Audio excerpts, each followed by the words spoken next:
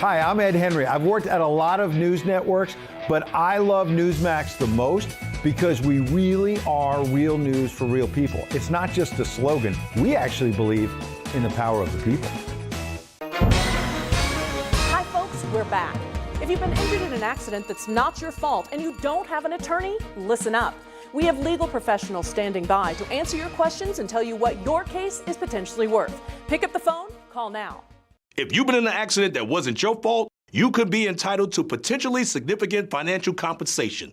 But that potential financial compensation could be a lot more significant when you have a legal professional fighting for you that only gets paid when you win. When you call that number on your screen, you'll find out how much your case could be worth for free and get connected to a professional who can help. And if you don't get paid, the attorneys don't get paid and I don't get paid. So pick up that phone and call the number on your screen now. I said right now. Call now, not later now. I don't hear the phone ringing. Listen, I'd call you, but I don't have your number.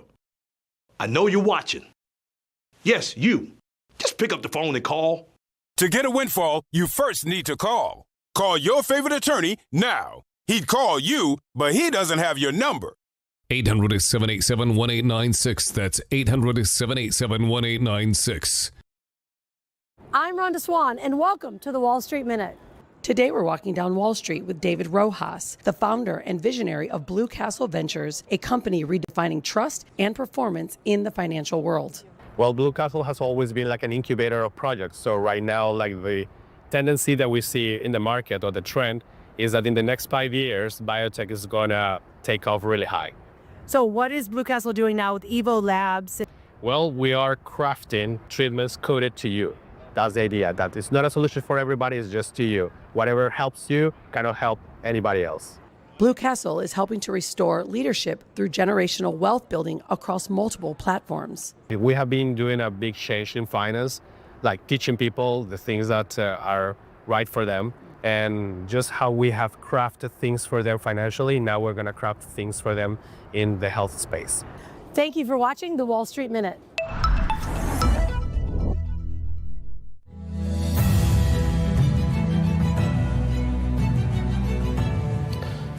Coming up later today, Cardinal Dolan officially passing the baton to Ronald Hicks, who will become the 11th New York Archbishop. Later today at St. Patrick's Cathedral, the service is set for 2 p.m. Eastern Time. Also happening today, Luigi Mangione summoned to a New York courtroom. State prosecutors are now pushing to go to trial before the federal case. Mangione facing several charges in the death of United Healthcare CEO Brian Thompson. Last but not least, we're saying a happy 115th heavenly birthday to former President Ronald Reagan. Yes, happy birthday, President Reagan. You achieved so much here in the United States, of course. President Trump taking a lot of his cues from Ronald Reagan, whether it was peace through strength, bringing down the wall, trying to create world peace, as well as economic issues such as less taxes, trickle-down economics, all good things for the United States. Exactly. And deregulation. Many people don't want to talk about that, but that actually also brings down the prices for everyday goods that the American people count on to feed their family, get to work in terms of lower energy prices and so many other things. So yet again, happy 100. You're watching the Dove TV, encouraging and informative for Boise and the Treasure Valley. Seen on KTVJ3 and these Dove TV affiliates.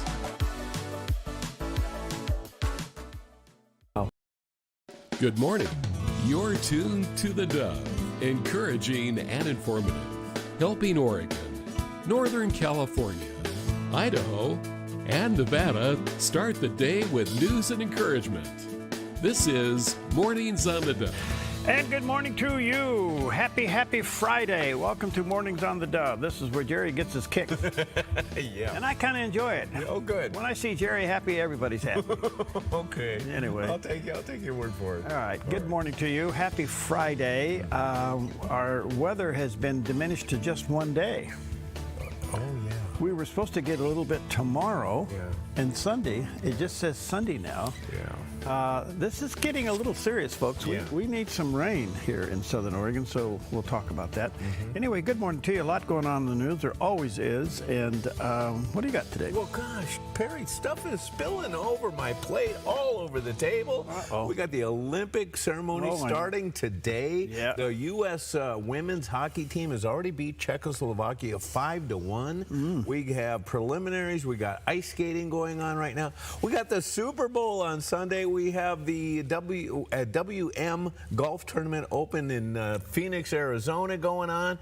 What do you feel like watching? What do you feel like participating in? Because you got and plus, there was a great hockey game. Pro hockey's going right now too. Although they're letting a lot of the hockey players go, so they can go play for their respective national teams.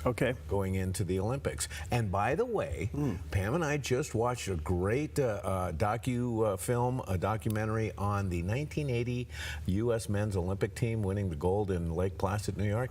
If you haven't had a chance to see it, by all means. I know you know who won. Watch it anyway. It's really great. It's also number one. Did you go cruising, by the way? Did you two go cruising? Where? What are you talking about?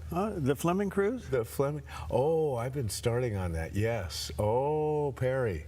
Oh, what am I doing here? I should be on a yacht, so 65-footer.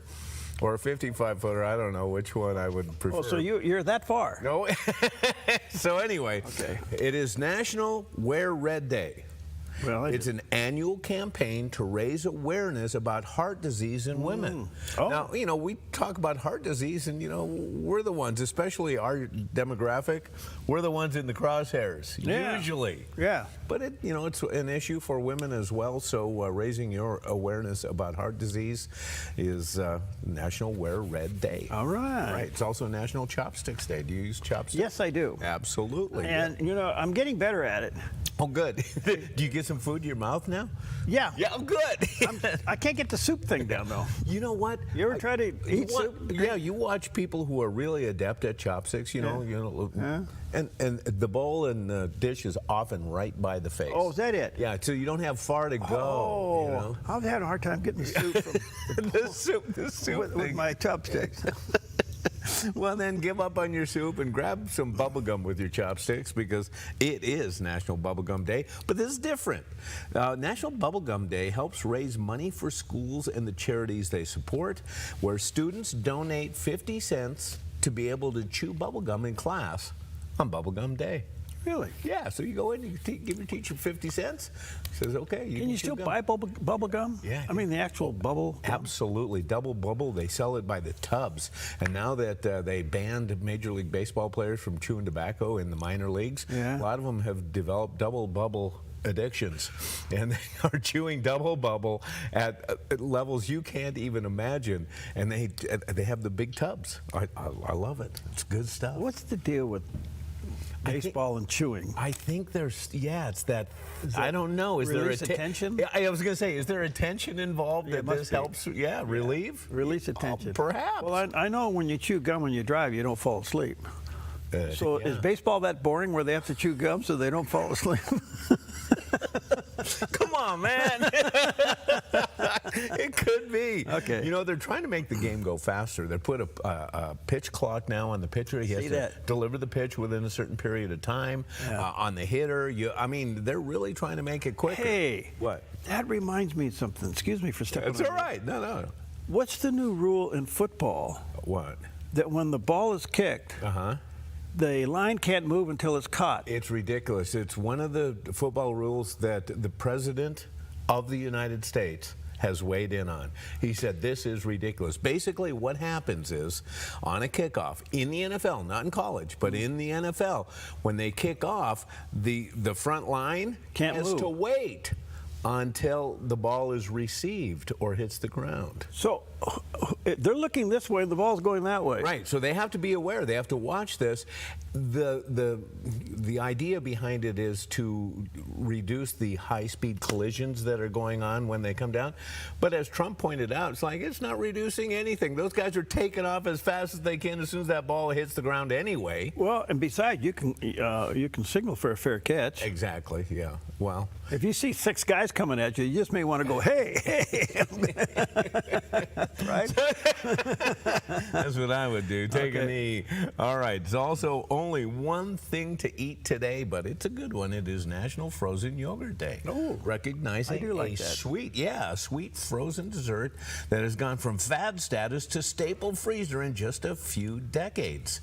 Frozen yogurt originated in Greece and Rome, where it was made by mixing milk and snow. It is not only a healthier alternative to traditional ice cream, but also beneficial for your digestive health due to live probiotic cultures. Yes. Now that's the excuse I've been looking for. There it is. And the first frozen yogurt shop opened in 1970 in California, introducing customers to a new way to enjoy yogurt. They have since left, and they now reside in Phoenix, Arizona. No, I'm kidding. Everybody's gone. If they haven't moved to Houston, they moved to Phoenix. Yeah, that's right. Yeah. And of course, toppings are, can really go with frozen yogurt, but they can add a lot of calories and sugar. So it's, it's good to be mindful of what you put on top of your frozen yogurt. Yeah. But whatever it may be, enjoy. It is Frozen Yogurt Day. Well, I really did something crazy yesterday. What? No, it was 2 days ago. I had a vanilla milkshake. Oh. Which is against all the rules for me. But I had this craving, and I'm ordering this milkshake, and I said, do not put whipped cream on it. Okay, yeah, that's fair. So they did. Yeah. Oh, no. So I said, with all due respect, I said, I'm not going to accept this. And they go, well, why? I said, I asked for no whipped cream. Well, we have to, we have to deliver this anyway. And I said, well, deliver it to the person behind you. Very good, yeah. Yes. Give it to the guy either behind me or whatever. Right. And I got a little bit of a hassle over that. And I go, wait a minute, you got the order wrong. Right, yeah, yeah. You can't, that's weird. So I guess it was the Lord saying to me, see, you're not supposed to have this. Sometimes those little misorder instances develop into YouTube videos where people react, and I watch them once in a while. So if you don't show up on YouTube today, good for you. Well, everybody's so touchy. I know. I mean, the world is such on edge. Yep. We've lost dignity and respect for everything. I didn't know if this milkshake was coming at me. Oh. Because she was a little indignant about it. And I said, well, we have to. And I said, look, it's pretty simple. You got the order wrong. Right. I can just now. It was at a drive-through. Yeah. I can just leave. Yeah. And you have to do something with it, or you can fix it. Yeah. I go, man, this is not a good day here. So, what kind of a tip did you give her? Tip. Get another job. Very good. Yeah, don't be in public. Get another job. Don't work with the public. Yes. Okay. You heard it here. Okay, well, here's Pam's little yogurt. A look at our weather from Grange Co-op. Today in northern Oregon and southern Washington, areas of fog, then mostly sunny and near 58 in Vancouver and Portland, patchy frost and fog in Wilsonville and McMinnville, then mostly sunny with highs near 57. Continuing down the Willamette Valley with patchy frost before 8 a.m. and fog before 10 a.m., then mostly sunny with highs in the upper 50s for Salem, Albany, and Corvallis, and near 62 in Eugene. In central Oregon, partly sunny in Prineville with a high near 61. Mostly sunny for Bend and Sun River with highs in the mid to upper 50s. Over in Boise, Idaho, increasing clouds in mid 50s. Mostly sunny skies along the Oregon coast with daytime high temperatures near 61 in Coos Bay. Upper 50s for Port Orford and Brookings, and a high near 60 in Crescent City, California with a light south wind. In southern Oregon, patchy fog around Grants Pass, then mostly sunny in upper 50s, becoming mostly sunny in low 60s for Medford and Ashland, mostly sunny in the Klamath Basin with highs in the mid-50s. Into northern California, mostly sunny with daytime highs near 60 in Wairika and 68 in Redding, partly sunny in Chico with a high near 67 and near 66 in Sacramento under mostly cloudy skies. In the Bay Area, patchy fog, then mostly sunny and near 67 in Santa Rosa. Partly sunny and near 66 for Napa and San Francisco. And today in San Jose, partly sunny with a high near 72 and a light and variable wind. A look at your Friday weather from Grange Co-op. All right, there's a picture of our backyard, a little out on the hazy side. That could be a little fog mixed with moisture in there, or that could be stagnant air. It could be both. Anyway, we'll see what happens.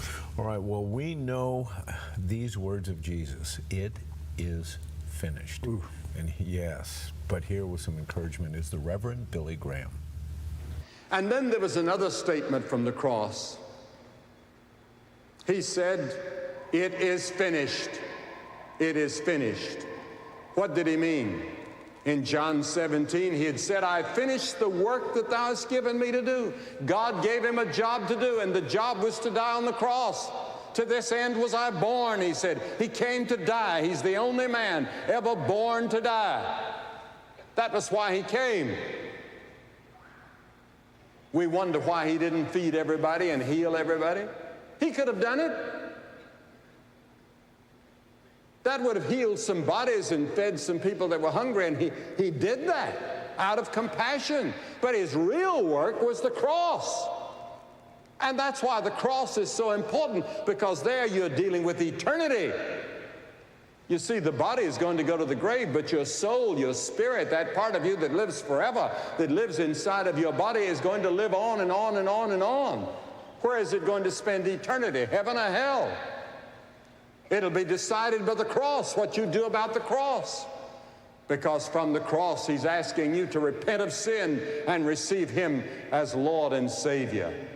Pretty simple. Pretty simple. Good stuff. All right, 11 minutes now past the hour. Happy Friday to you. Let's take a look at some of the top stories.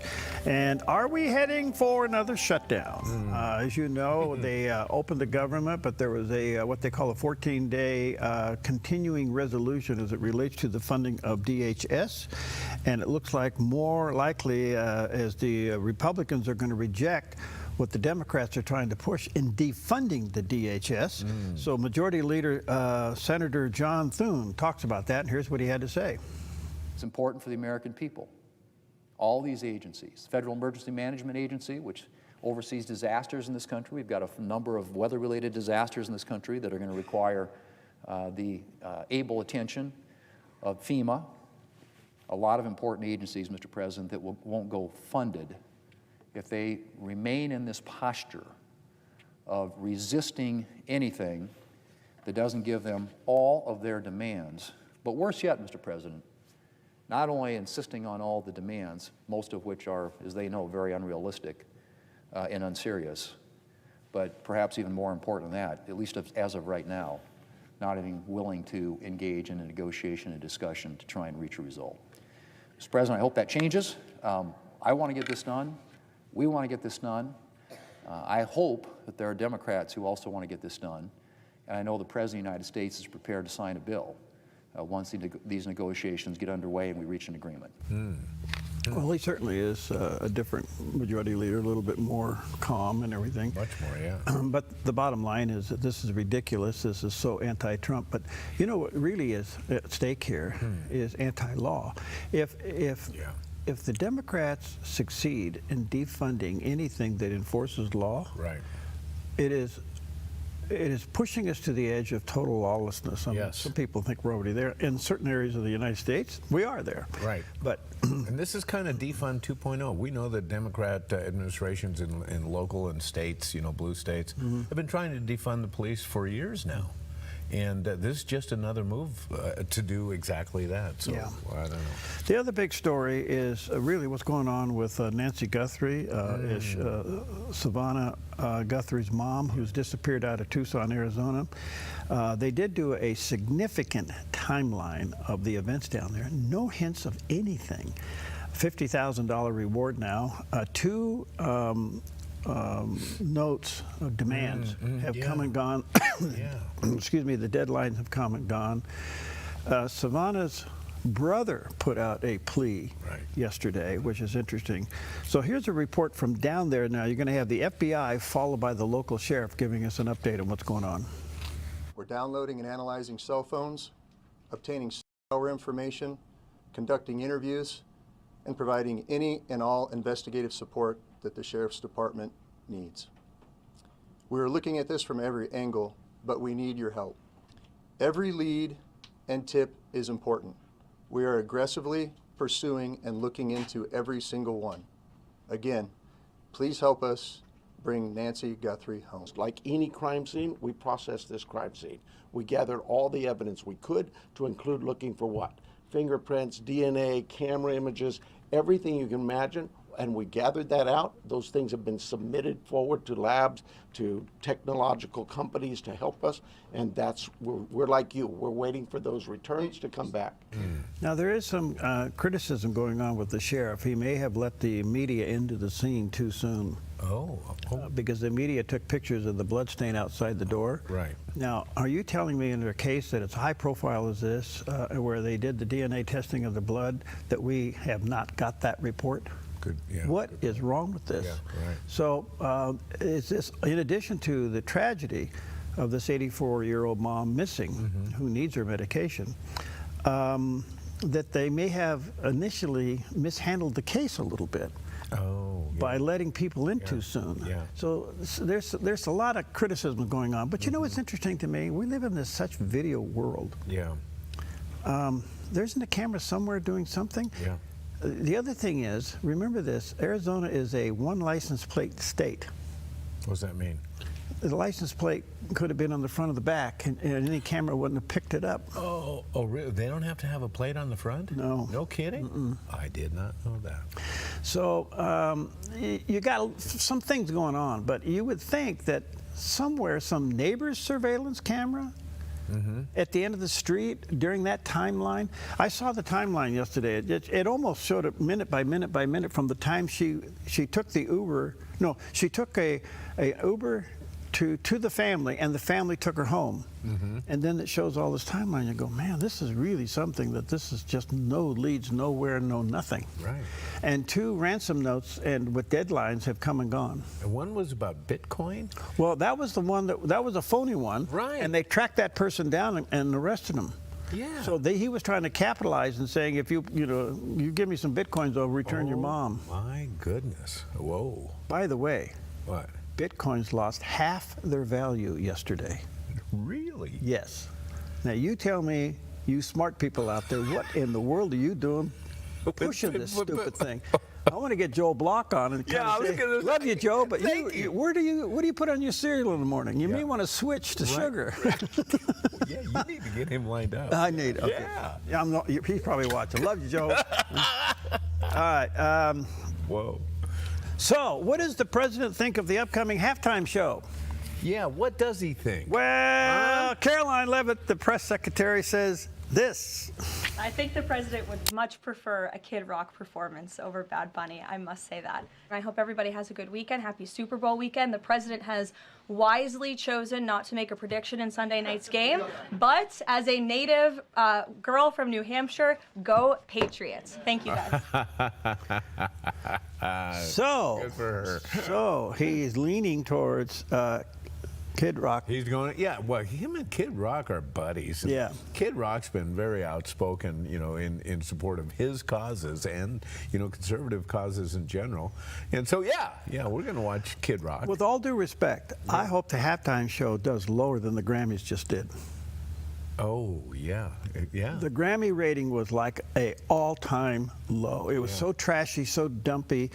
The 4-letter words flying around out there, and the ratings just fell through the floor. So on the way in, I'm listening to national news on the way in right now, and the 2 folks giving the news, a guy and a gal, they start talking about the Bad Bunny halftime show, and the gal's all excited about it. He goes, "You don't even know one Bad Bunny song." She goes, and she pauses, and he goes, "Tell me one Bad Bunny song." And she's hemming and hawing. He goes, "Yeah, but we're going to watch Bad Bunny. Yeah, enjoy it. You don't even know what he's going to sing." And I thought, does anybody know any Bad Bunny songs around here? I don't know. Well, he won Song of the Year, whatever it was. I don't know, but so did Billie Eilish. Oh, I mean Eilish. All right, so here's the other thing. Is Bad Bunny a citizen?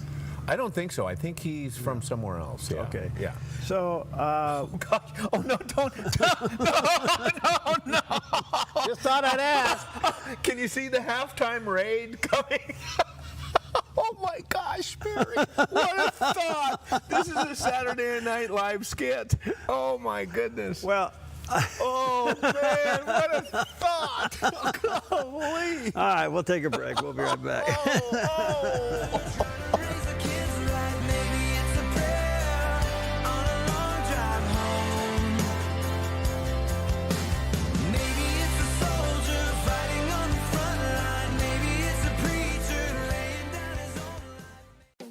Since 1934, Grange Co-op has been more than just a store. We've been a cornerstone of our community, owned by people like you. We proudly offer top-quality farm and ranch supplies, including our own Rogue feed, as well as workwear, Western apparel, garden essentials, and pet care products. By signing up as a Grange Rewards customer, you not only enjoy exclusive benefits like special offers and 1% back on most purchases, but you also become part of something bigger, a cooperative that you own and help shape. Join Grange Rewards today.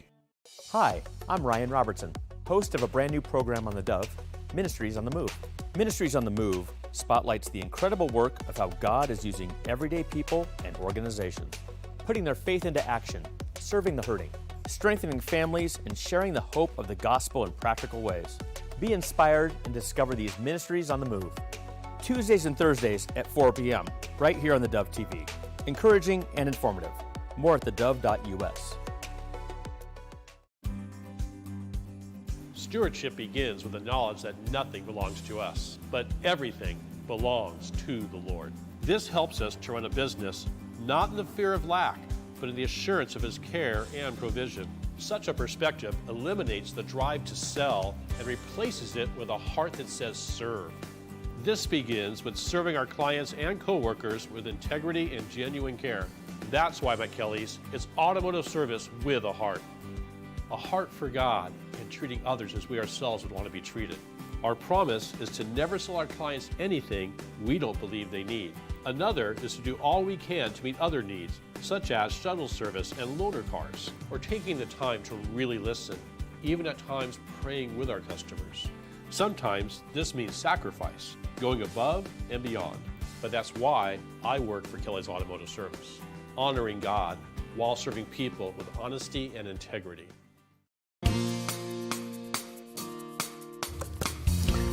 Okay, well, now that we, by the way, just to make make it clear. What a way to hex it, man. Bad Bunny is a dual citizen. Yeah. Puerto Rico and the United States. The United States. So there will be no ICE operations during the halftime show.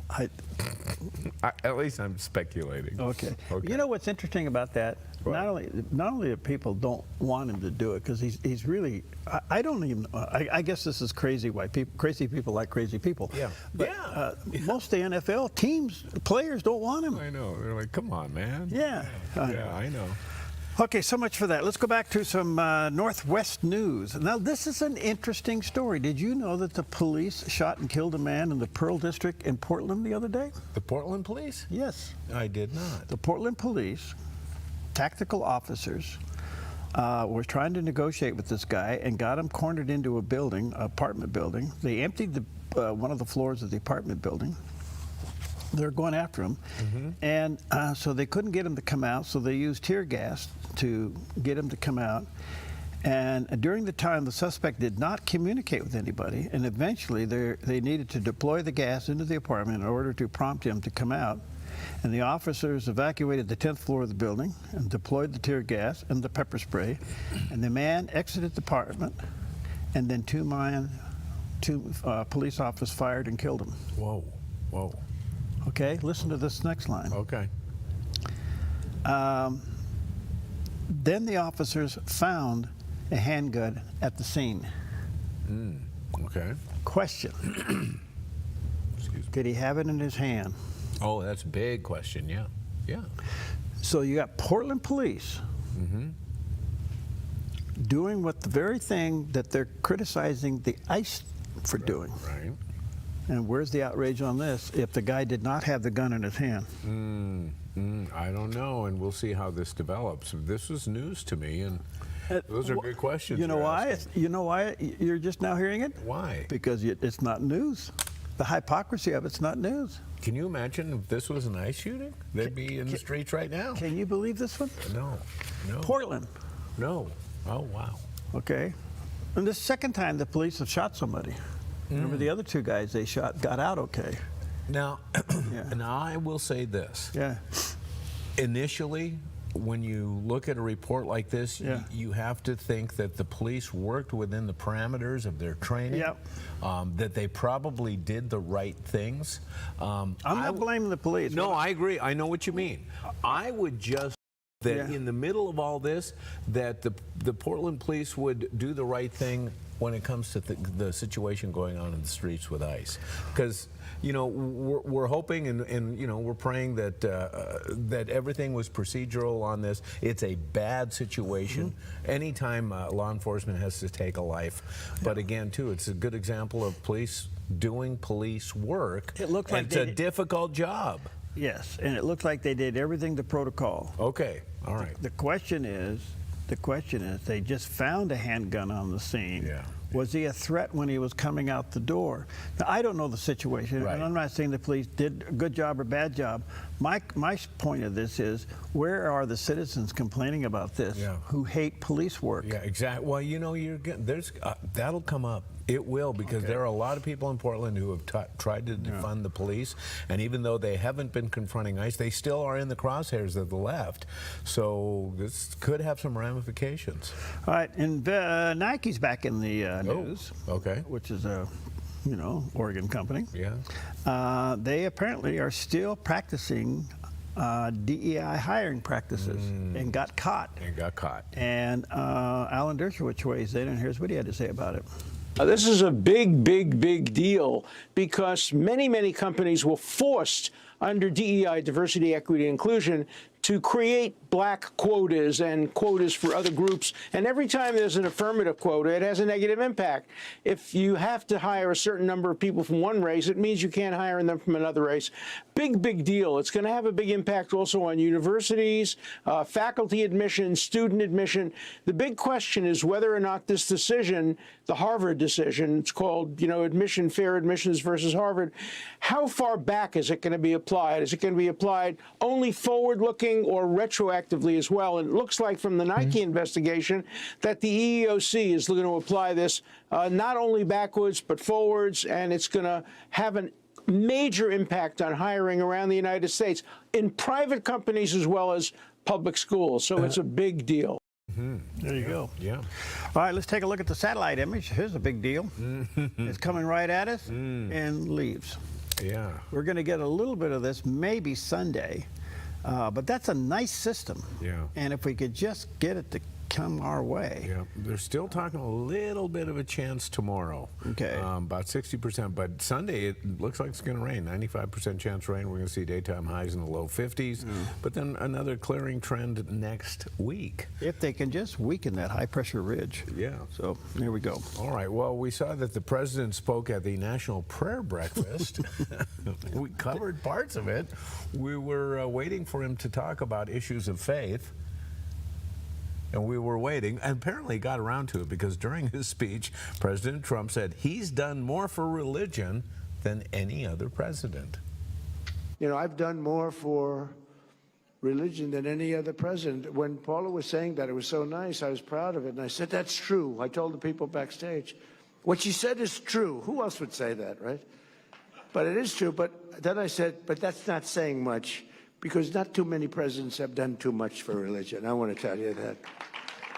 Certainly modern day presidents, they bailed out on you.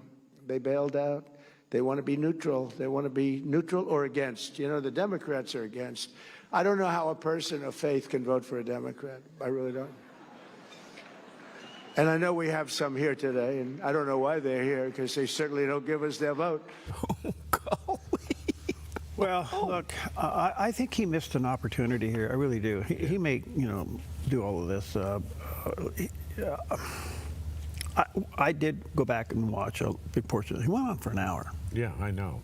And he basically gave a State of the Union address.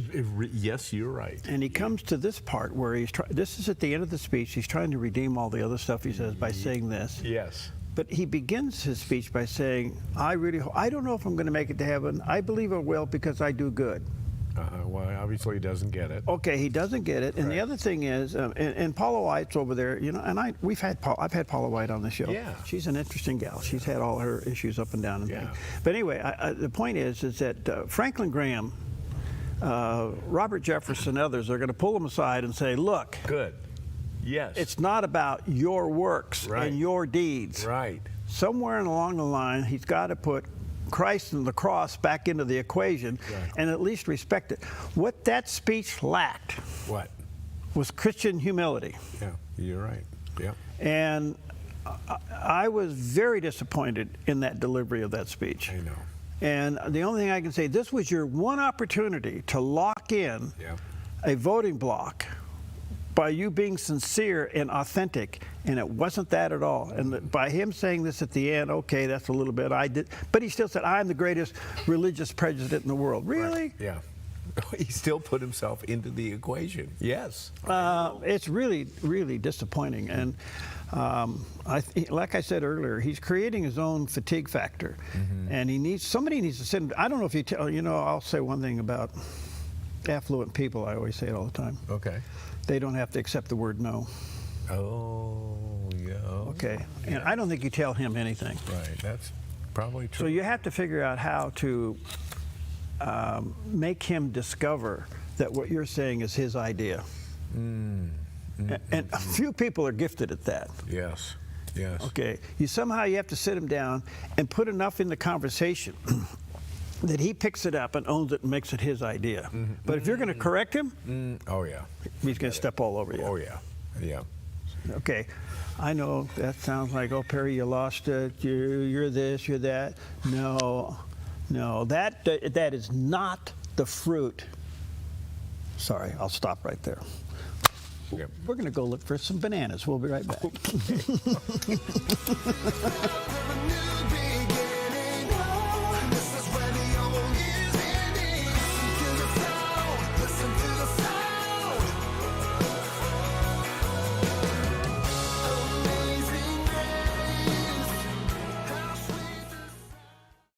The Dove is shining with a brand new show, Season to Shine. I'm Melinda Robertson, host of Season to Shine, a new heartfelt, inspiring program for women designed to bring encouragement, wisdom, and hope into your everyday life. We'll help you discover God's purpose in every season, empowering you to shine with confidence, faith, and joy. It's your season to shine. Monday, Wednesday, and Fridays at 4 p.m. on the Dove TV. More at thedove.us. You feel most alive where you feel most at home. And this is living. Bobcat, the company that changed the way the world works, is coming home with a quality compact tractor built to match your quality of life. This isn't work you have to do. It's work you get to do. So get it done in a tractor that's all you. See your dealer or visit bobcat.com. Hi, I'm the SOS Alarm guy, here to tell you about a great deal. SOS Alarm will not only beat any internet deal, but will install the system too. So burglars, beware. SOS Alarm for security and beyond. At Sweet Tea Express, we've got you covered. Order at the counter and our friendly service staff will do the rest. Breakfast served daily until 2 p.m. Breakfast burritos, biscuits and gravy, skillets, omelets, and more. Sweet Tea Express. Don't get caught hungry. The threat of wildfire poses a growing risk to Oregonians. You can prepare now by taking 3 important steps. Create a home inventory, make copies of important financial records, and contact your insurance company to make sure you have the right amounts and types of home insurance coverage. Be wildfire ready by being insurance ready. Visit dfr.oregon.gov/prepare now to learn how.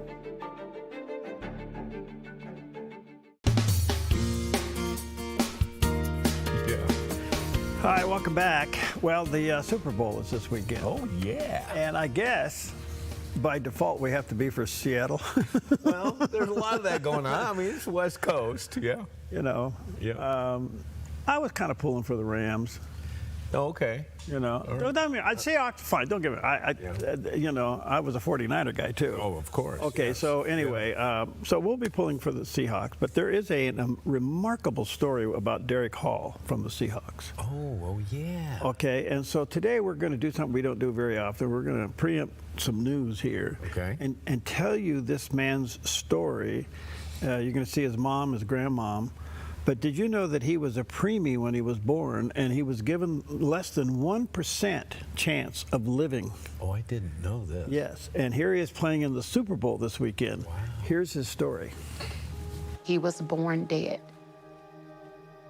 It was a battle. You know, I had to fight every day for my son because I felt like the doctors wasn't fighting for him. Taken down by Derek Hall, the SEC Defensive Lineman of the Week. When Derek was born, I was barely 5 months pregnant. I had bleeding in my brain, getting poked and proud on, and getting all these scans and getting all these x-rays. It's truly a blessing to be able to sit here in front of you today. Derek was on so many machines and equipment.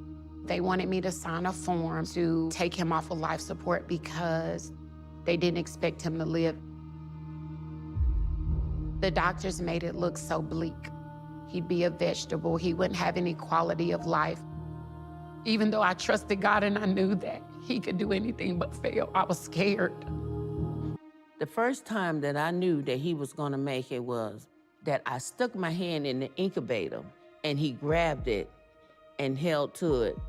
And we know then that Derek was gonna pull through. He was very, very small, man, and I was nervous, just to be honest with you. I was scared to pick him up. He still was fragile, and he had to have special attention. It was all family that mostly helped out. All hands on deck. I just felt like he deserved the shot, and I had to be the one to give it to him. So I worked Monday through Friday from 8 to 5, and I went to school from 6:30 to 10:30 at night. I don't know too many people that would have the ambition and drive to do that. One thing I say about her, man, is that she's probably the strongest woman I know. She's my superhero. She's my Wonder Woman. She's the person who kept me living. Growing up preemie, it was a lot of ups and downs, a lot of in and out of the hospital. At the age of 4, that's when I got introduced to the game of football. Most kids can run all day, and that's something that I just didn't have the lung capacity to do. And I feel like that was the biggest challenge for me because football became my way of escape. Asthma, shortness of breath, chest begins to tighten up. I also dealt with asthma myself, but I understood, though, even though you're dealing with some things, man, you know, you still have to work hard. When you're tired, that's when you have to dig deep. You can do anything that you put your mind to. There's nothing that you can't do. And I just want to thank all y'all, my family, my friends. Without you, I don't know what I would be right now. I always say Derek had a great village. These are folks that grew with him. When I needed them, they were there. If you ain't got family, you ain't got nobody. They know every time I come home, space is huge, and everybody going crazy, playing cards and having fun. Family is the most important thing, and I just want y'all to know I love y'all, and I appreciate all your support for Derek throughout the years. Derek has been giving back since he was a young man. He loves helping others, he loves giving back, and especially to the community here in Gulfport. In the fall of 2022, the residents of Jackson, Mississippi, went through one of the worst water crises in recent history. Derek Hall donated the money he earned through name, image, and likeness to his home state. When the pipes burst in Jackson, due to systematic failures, when you have little babies, can't have clean drinking water, and to watch your state from afar going through this, you said, this ain't right. This young man made sure 5 18-wheelers for the water, supplies, disaster relief kits came. He made sure that happened. I shipped a lot of pallets up there to be able to have opportunity just to show my love and affection for this state of Mississippi. Anywhere he go, anything he do, he gonna make the organization and the people better for it. And what he's doing for us on the Gulf Coast is bar none. Good things come out of something bad sometime, you know. Just think, if we would decide not to have him, look what we'd have missed. Taken down by Derek. The burst, the explosiveness, he's got that. See, people think it's just Gulfport. He carried the whole coast and it stayed on his back. Auburn's Derek Hall. He's one of the best bull rushers in the entire draft. He's had this dream as a young man. I just know he's going to do great things and change the world. When I see him out there on that field, man, it's just like, wow, that's my nephew. Not a lot of kids get opportunity to play this game at this level, but also not a lot of kids from the state of Mississippi.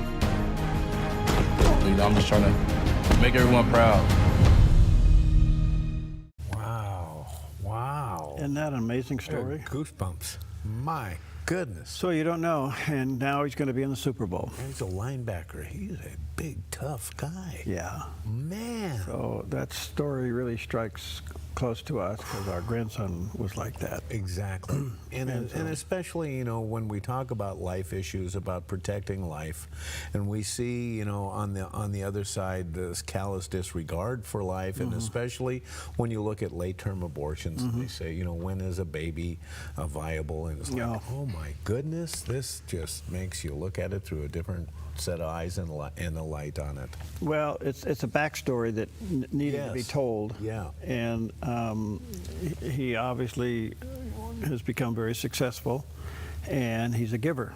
And that's the life. The secret to life is to be a giver, not a taker. Yeah. And he's a giver. So anyway, when I saw this, I told Allison there. She said, "What do you want to do this?" And I said, "Cancel the news we do at the bottom of the hour. Let's run this today." Yeah, so fantastic. Anyway, good stuff all the way around. All right, we'll take a no. What are we doing? We're taking a weather break. Yeah. And here's a good guy that sometimes does good things. A look at our weather from Grange Co-op. Today in northern Oregon and southern Washington, areas of fog, then mostly sunny and near 58 in Vancouver and Portland. Patchy frost and fog in Wilsonville and McMinnville, then mostly sunny with highs near 57. Continuing down the Willamette Valley with patchy frost before 8 a.m. and fog before 10 a.m., then mostly sunny with highs in the upper 50s for Salem, Albany, and Corvallis, and near 62 in Eugene. In central Oregon, partly sunny in Prineville with a high near 61. Mostly sunny for Bend and Sun River with highs in the mid to upper 50s. Over in Boise, Idaho, increasing clouds in mid 50s. Mostly sunny skies along the Oregon coast with daytime high temperatures near 61 in Coos Bay, upper 50s for Port Orford and Brookings, and a high near 60 in Crescent City, California with a light south wind. In southern Oregon, patchy fog around Grants Pass, then mostly sunny in upper 50s, becoming mostly sunny in low 60s for Medford and Ashland, mostly sunny in the Klamath Basin with highs in the mid 50s. Into northern California, mostly sunny with daytime highs near 60 in Wairika and 68 in Redding, partly sunny in Chico with a high near 67 and near 66 in Sacramento under mostly cloudy skies. In the Bay Area, patchy fog, then mostly sunny and near 67 in Santa Rosa, partly sunny and near 66 for Napa and San Francisco, and today in San Jose, partly sunny with a high near 72 and a light and variable wind. A look at your Friday weather from Grange Co-op. Beautiful shot of our backyard, and we'll just see how the day turns out. Maybe some rain tomorrow. Maybe certainly rain on Saturday or Sunday so far. All right. Well, this happened just 12 years ago, but it seems like so much longer because on this day in 2014, an era of late-night television came to a close. Jay Leno aired his final episode of The Tonight Show, ending a remarkable 22-year run as host, one of the longest tenures in the program's legendary history.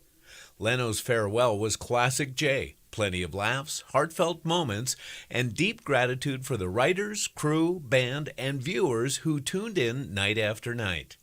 The episode featured celebrity appearances, musical performances, and a tone of reflection celebrating not just a career, but a generation of late-night television.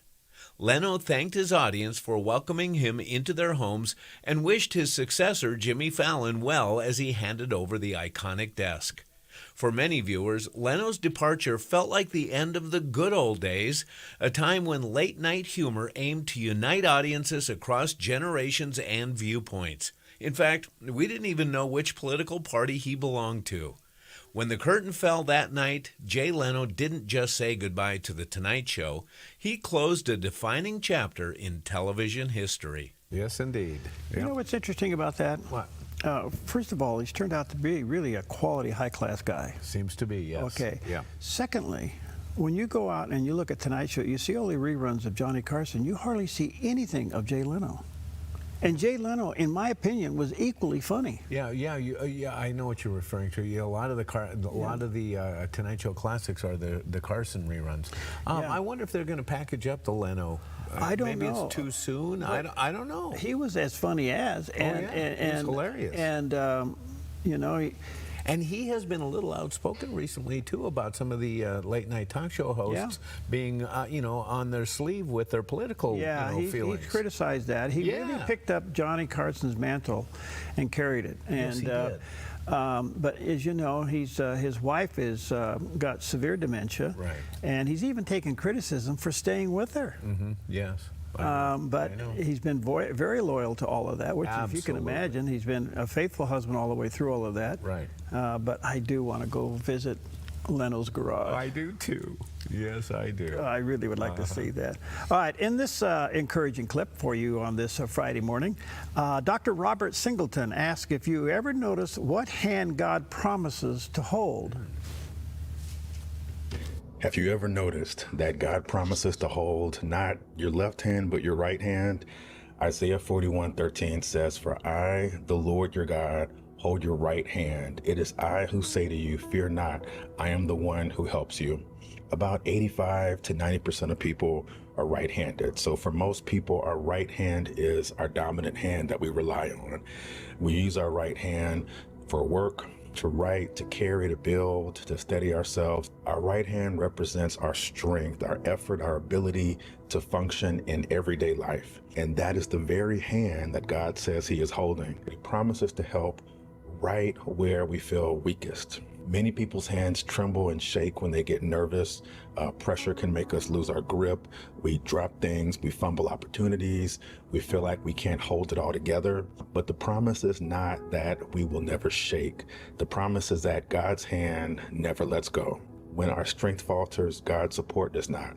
When we're afraid of failing, God steadies the very place that we feel most vulnerable. God is walking beside us, gripping our dominant hand like a loving father guiding a child, saying, "You don't have to be afraid, I am helping you." So the message is simple. You are not holding your life together alone. The hand that you rely on most is being held by a God who does not slip, who does not panic, who does not drop what he carries. Even when you feel unsteady, you are being steadied. Even when you feel weak, you are being helped. And God's grip is stronger than any fear that you face. He's standing there, for those listening on radio, he's standing there in his surgical scrubs. And I'm thinking as I'm watching him, and boy, he's got a great handle on the Bible and God's message. And I think, that's the surgeon I want cutting me open. That's what I need. Isn't that amazing? Yeah. Gosh, oh, my goodness. What a beautiful piece. Yes. All right, we'll be right back. We want to see you open up the floodgates, a mighty river flowing from your heart, filling every part of our praise. Jesus is the answer for the world today. Above him there's no other, 'cause Jesus is the way.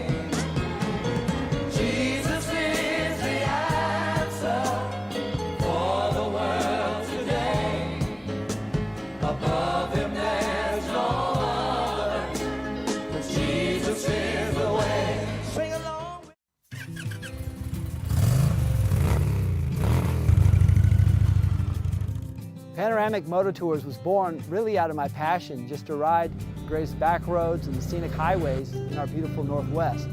God put it on my heart to share the experiences and invite others.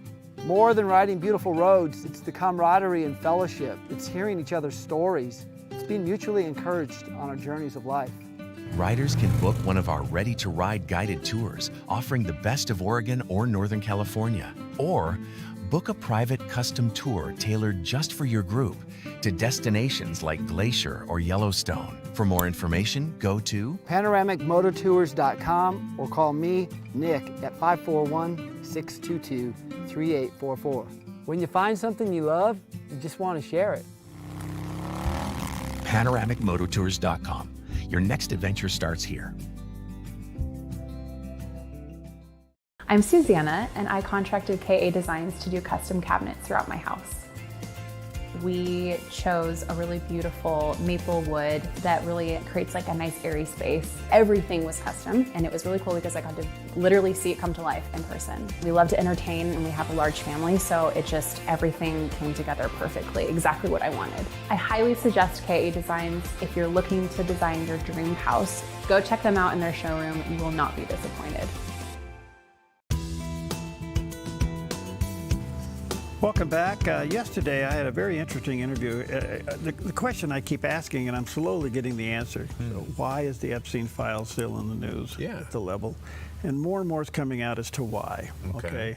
And a lot of embarrassment is yet to be uncovered. A lot of big names are going to be exposed. People are already resigning from jobs because they know their name's on the list. Right. Probably the biggest, most embarrassing one in the last couple of days is Bill Gates. Yeah. And the list is going on and on and on and on.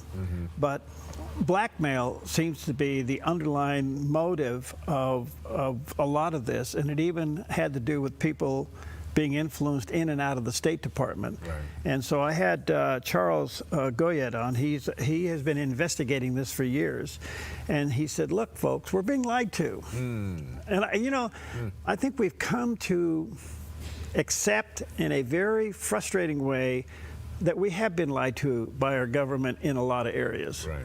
And we don't know what to do with this. Anyway, here's what he had to say about all of this and how we've been lied to. I was a talk show host in Phoenix, Arizona when the Iraq War broke out, and it was very costly to me professionally to speak out against the Iraq War. And it was even the editorial pages of the Arizona Republic, the big newspaper there, said, what is this guy, some sort of terrorist lover or something? And it was very costly. But finally, I think when Trump came down the elevator or in the first presidential debates back then in 2016, he said, we've been lied into the war.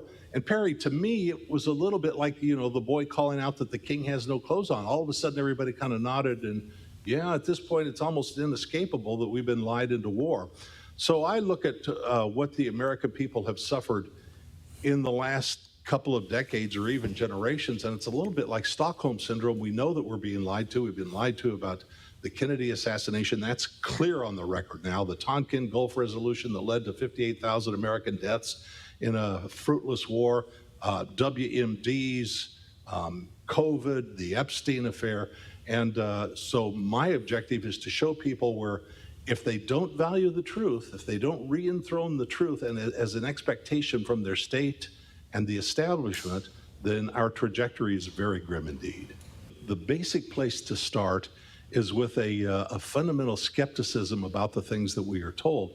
And it goes on all the time, Perry, and even the most recent, I like to talk about the ones that were important to me, the WMDs or the Kennedy assassination, but even more recently, we had the stunning thing that happened in Syria. The deep state wanted to replace the regime in Syria, but we were treated to such spectacles as jihadists in Syria armed by the CIA were fighting other jihadists or fundamentalists that were armed by the Pentagon. So I guess that's a great deal if you're a defense manufacturer. It's not so good for the American people. But at the end of it all, the deep state installed somebody the American people didn't know that they knew. His name was Jelani, but he's now the president of Syria. And as recently as just over a year ago, he had a $10 million bounty on his head by the U.S. State Department for his terrorist activities. And now he's somehow been sanitized and he's feted and welcomed at the White House. I mean, did the American people know when they marched off to wars in the Middle East? Did they know when they sent their sons and daughters off to war? Did they know when the global military empire deprived them of $8 trillion for these wars?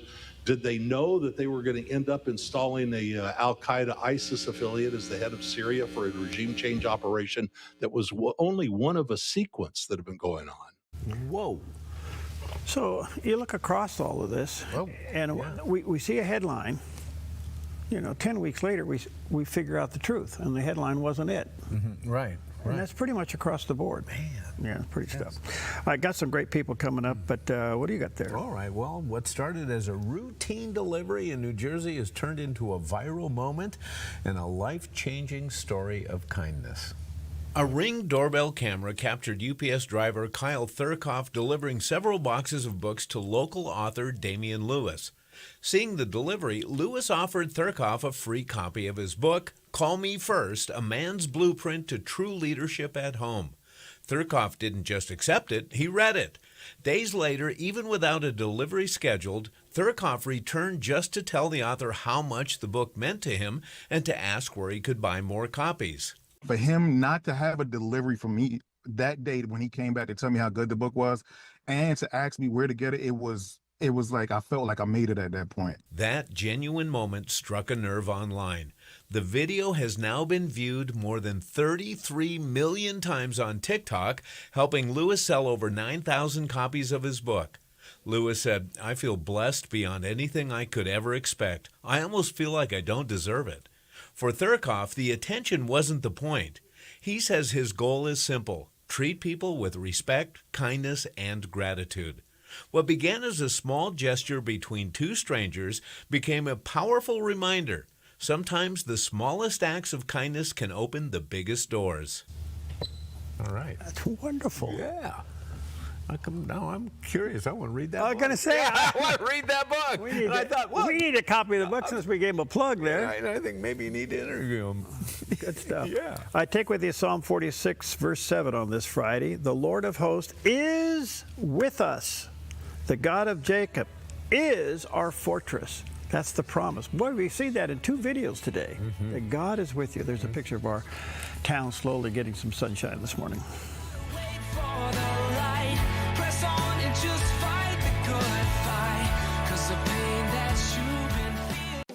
Since 1934, Grange Co-op has been more than just a store. We've been a cornerstone of our community, owned by people like you. We proudly offer top-quality farm and ranch supplies, including our own Rogue feed, as well as workwear, Western apparel, garden essentials, and pet care products. By signing up as a Grange Rewards customer, you not only enjoy exclusive benefits like special offers and 1% back on most purchases, but you also become part of something bigger, a cooperative that you own and help shape. Join Grange Rewards today. Applegate River Golf and RV Resort, a pristine 9-hole course alongside the Applegate River. Their clubhouse offers a golf simulator experience. The RV Resort is adjacent to the golf course with convenient pull-through parking. Applegate River Golf and RV Resort. Information at applegaterv.com. Before the big game, join us for inspiring Super Bowl stories from the best teams in the NFL.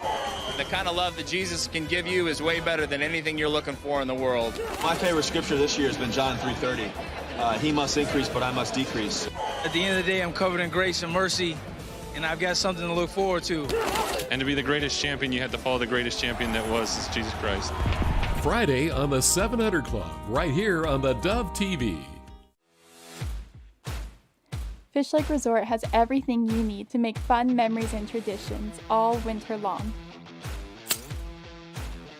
Join us every Saturday night for prime rib dinner.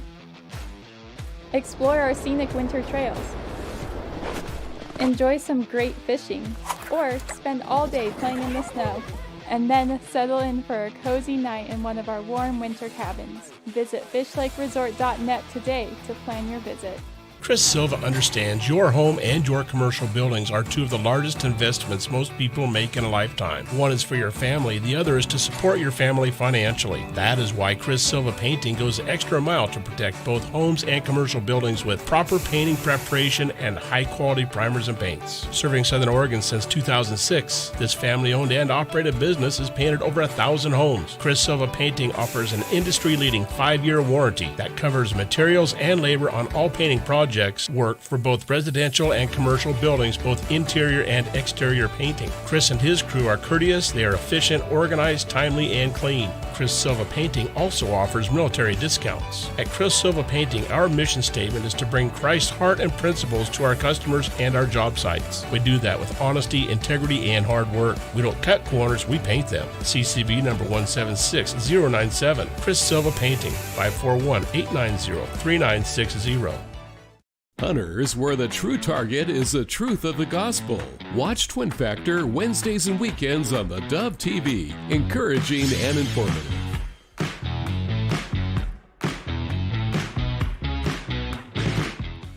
Good morning. You're tuned to the Dove, encouraging and informative, helping Oregon, Northern California, Idaho, and Nevada start the day with news and encouragement. This is Mornings on the Dove. Well, good morning to you and happy Friday. Welcome to Mornings on the Dove, and this is where it happens. This is the show that everybody else watches in order to get their talking points for the rest of the day. Oh, nice. Here we are at the Northern Command, looking down the Columbia River. This is awesome. Look at the colors out there. Oh, my goodness. We don't know where the show's going to be next week. Right. When? Yeah, so there we are. Sunrise coming up this morning. Anyway, good morning to you. That's not true. Come on, man. Okay. Come on. Anyway, good morning to you. Happy Friday. A lot in the news. Super Bowl this weekend. Yeah. What else? The Olympics are already underway. Olympics, I'm watching the U.S. women's team play against Czechoslovakia in hockey. We got the WM Open going on in Phoenix, Arizona, if you are a golf fan. And that's quite a tournament themselves. They play at what's called the Stadium Course. They have one hole there, I think it's 16. It's a par 3, 186 yards. And the whole thing is lined with stadium seating. They have a stadium, and it is raucous. The whole stands are filled, and these golfers come out there, and people are cheering and whistling. You know, golfers, they're used to silence. And all the officials, they put their paddle boards up to get the crowd quiet. They don't even care. They're all cheering and yeah. And then if you don't hit the green, they boo you. Oh, really? Oh, yeah, they boo you, yes. There were guys yesterday, I was watching it, there were guys yesterday who came up, this guy, he was from Europe, and he hits it, and it rolls off the green. Everybody starts booing, and he starts laughing. And he said, he's never been booed on the golf course before. All right, so that's a little bit of a story. I only play one golf game a year. Okay. And it's when we go to Atlanta for the Word for You Today board meetings. Yeah. And one year we played at the course that the night, when was our meeting? Yeah, it was the weekend before. So our meeting was on a Monday, so Tuesday we played. So the weekend before was the FedEx Open. Oh, okay. Stands everywhere, microphones, all the stuff's out there. We literally had to play through pivots like this, and everybody walking. The course was a mess. Was it really? Yeah. From the tournament? From the tournament, and we're out there trying to make a. Of course, we play what they call. What do you play? We play Hibernia golf. And that is? Make up your own rules.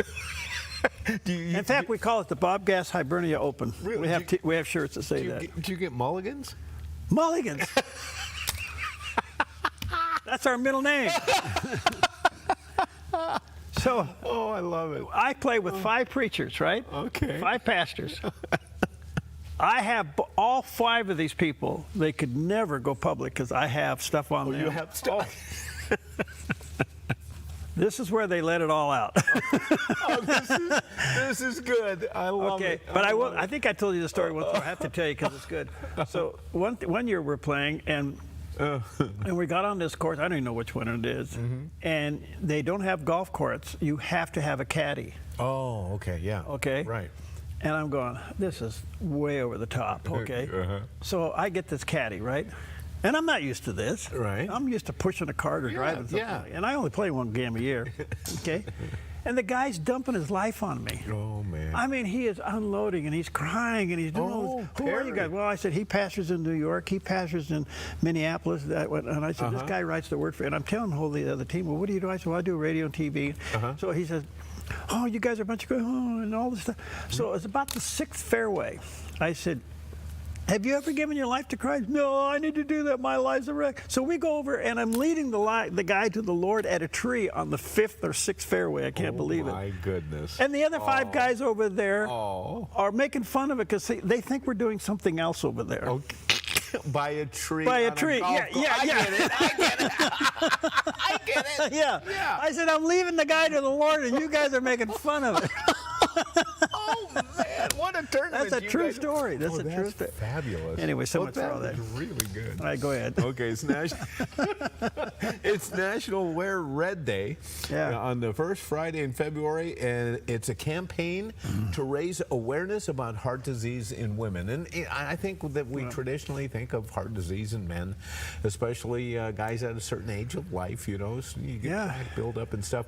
But it's a real issue for women as well. So, ladies, it is Awareness Day for you. Okay. Also, National Chopsticks Day. How are you with chopsticks? I love eating with chopsticks. Yeah. It's a little hard doing soup with it, but the wasabi. Wasabi. So why you can not? take you can take a chopsticks and get a little wasabi and the ginger. Yes. Ginger. Yes. And put it on your roll. Nice. Your sushi roll. Absolutely. And then squeeze it, dip it in the sauce, and put it in. Yep. And chopsticks used to be a lot larger. Chopsticks initially were used to cook.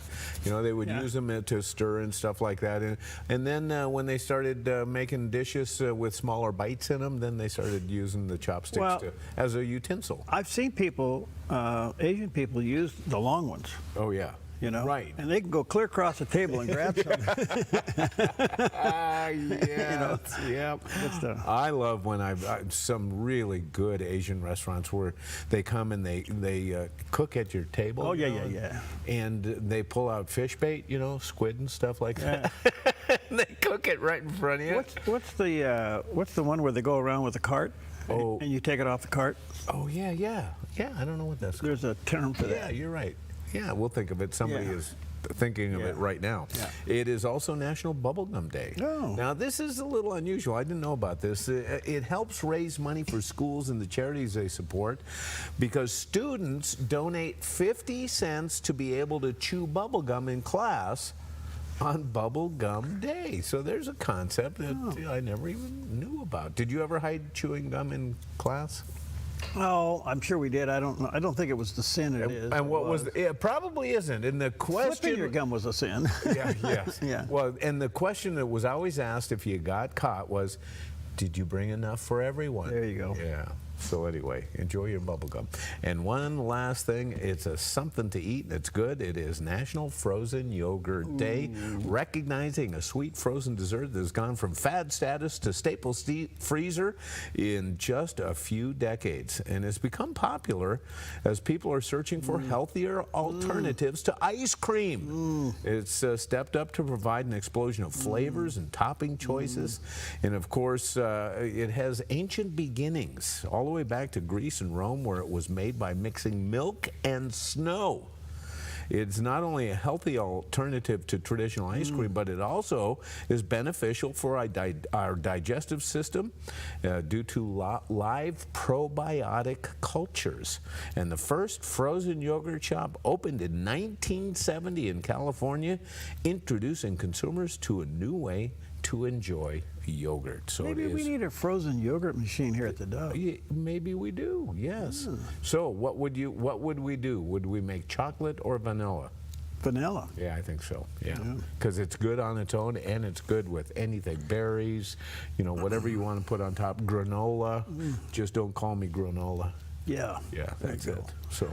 That's all I got. Okay. Enjoy your frozen yogurt. So here's what happens when you put a wad of bubble gum in your mouth, and you blow a big bubble, and it pops in your face. This is what it looks like. A look at our weather from Grange Co-op. Today in northern Oregon and southern Washington, areas of fog, then mostly sunny and near 58 in Vancouver and Portland. Patchy frost and fog in Wilsonville and McMinnville, then mostly sunny with highs near 57. Continuing down the Willamette Valley with patchy frost before 8 a.m. and fog before 10 a.m., then mostly sunny with highs in the upper 50s for Salem, Albany, and Corvallis, and near 62 in Eugene. In central Oregon, partly sunny in Prineville with a high near 61. Mostly sunny for Bend and Sun River with highs in the mid to upper 50s. Over in Boise, Idaho, increasing clouds in mid 50s. Mostly sunny skies along the Oregon coast with daytime high temperatures near 61 in Coos Bay, upper 50s for Port Orford and Brookings, and a high near 60 in Crescent City, California with a light south wind. In southern Oregon, patchy fog around Grants Pass, then mostly sunny in upper 50s, becoming mostly sunny in low 60s for Medford and Ashland, mostly sunny in the Klamath Basin with highs in the mid 50s. Into Northern California, mostly sunny with daytime highs near 60 in Wairika and 68 in Redding. Partly sunny in Chico with a high near 67 and near 66 in Sacramento under mostly cloudy skies. In the Bay Area, patchy fog, then mostly sunny and near 67 in Santa Rosa. Partly sunny and near 66 for Napa and San Francisco. And today in San Jose, partly sunny with a high near 72 and a light and variable wind. A look at your Friday weather from Grange Co-op. Hey, look at that. Incoming clouds. Yeah. We like that picture. Yes. I don't know what it's going to do. Supposed to produce maybe something tomorrow and certainly something by Sunday. You know, even if we get a little bit of a break like this weekend, hopefully the big high pressure ridge gets weakened and a lot more storms come in. Oh boy, we sure do need it. Okay. Well, time for some encouragement. This morning we have it with Pastor Billy Graham. In Luke 23, and when Jesus had cried with a loud voice, he said, Father, into thy hands I commit my spirit. Now, I've seen a few people die. Quite a number of people die. I've heard the death rattle in their throat. But there was no death rattle in the throat of Jesus. They did not take his life from him. He laid it down voluntarily. And he said in a loud voice, notice a loud voice, he said, I commend my spirit. Into thy hands, O Lord, I commend my spirit. He gave up his spirit to God the Father. And in saying this, he conferred upon every one of us the possibility of the gift of eternal life. You can have eternal life tonight. We were lost, confused, without purpose and meaning in life, no assurance of a future life. And Jesus from the cross reached out by death and rescued us. And we say to him today, Lord and Savior. Are you sure he's your Lord and your Savior? Thousands of people go to church, but they're not sure that they've committed their lives to Christ.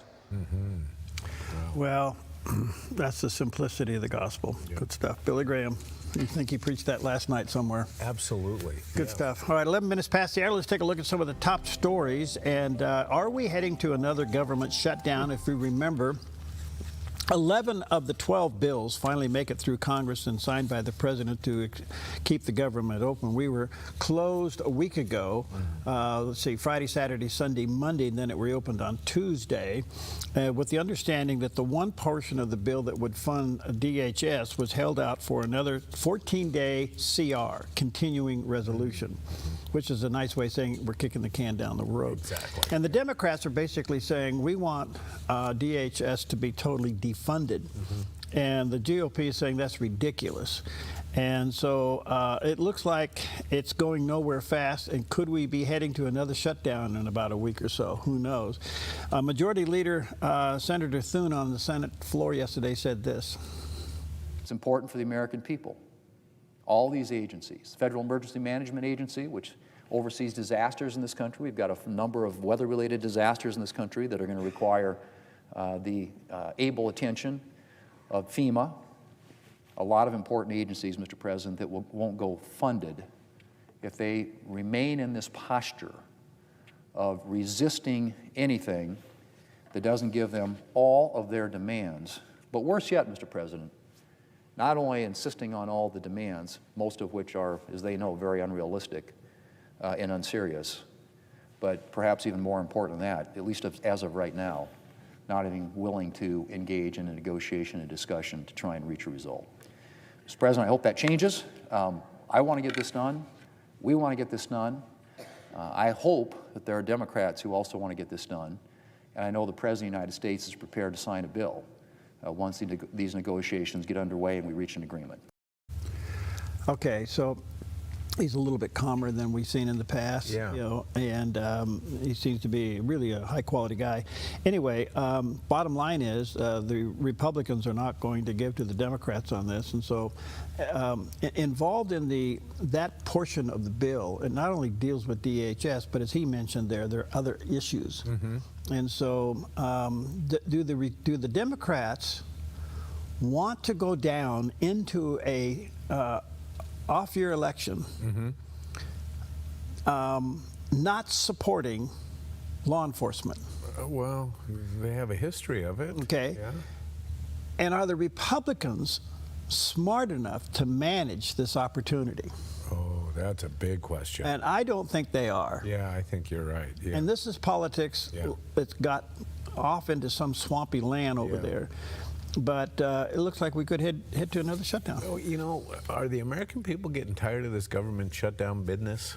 Well, this is like every other week now we're going through this garbage. It shows you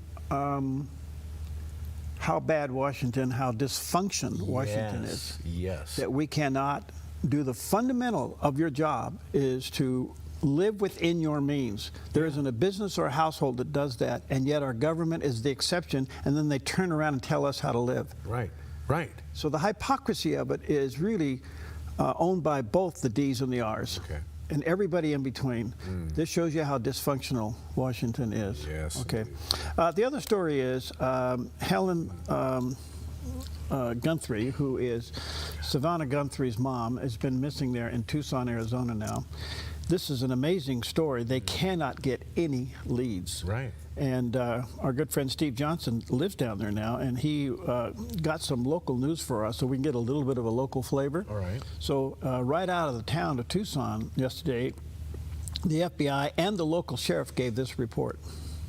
We're downloading and analyzing cell phones, obtaining cell tower information, conducting interviews, and providing any and all investigative support that the Sheriff's Department needs. We are looking at this from every angle, but we need your help. Every lead and tip is important. We are aggressively pursuing and looking into every single one. Again, please help us bring Nancy Guthrie home. Like any crime scene, we processed this crime scene. We gathered all the evidence we could, to include looking for what? Fingerprints, DNA, camera images, everything you can imagine. And we gathered that out. Those things have been submitted forward to labs, to technological companies to help us. And we're like you. We're waiting for those returns to come back. Okay, so there's a little bit of another problem coming out of this, and that is this is just stories now, so it has to be processed through. But apparently that sheriff's under criticism by opening up the crime scene too soon, because the media went in and took pictures of the blood stains on the sidewalk coming out of the house. We saw that video. They were right on top of it. On top of that. Yes. And showing the door lock and also showing the camera and things like that. So did they contaminate the scene too soon? Great question. Okay, now here's the other thing that doesn't make any sense to me, and not being critical, just observing. Okay. In today's world, in a high-profile case like this, you know that they've already DNA'd that blood. Yeah, okay. Why don't we know that? Yeah, I don't know. And it was assumed, and it has been reported that it was hers, but do we know that? We don't know that. Oh, that's good. We'll see. Okay.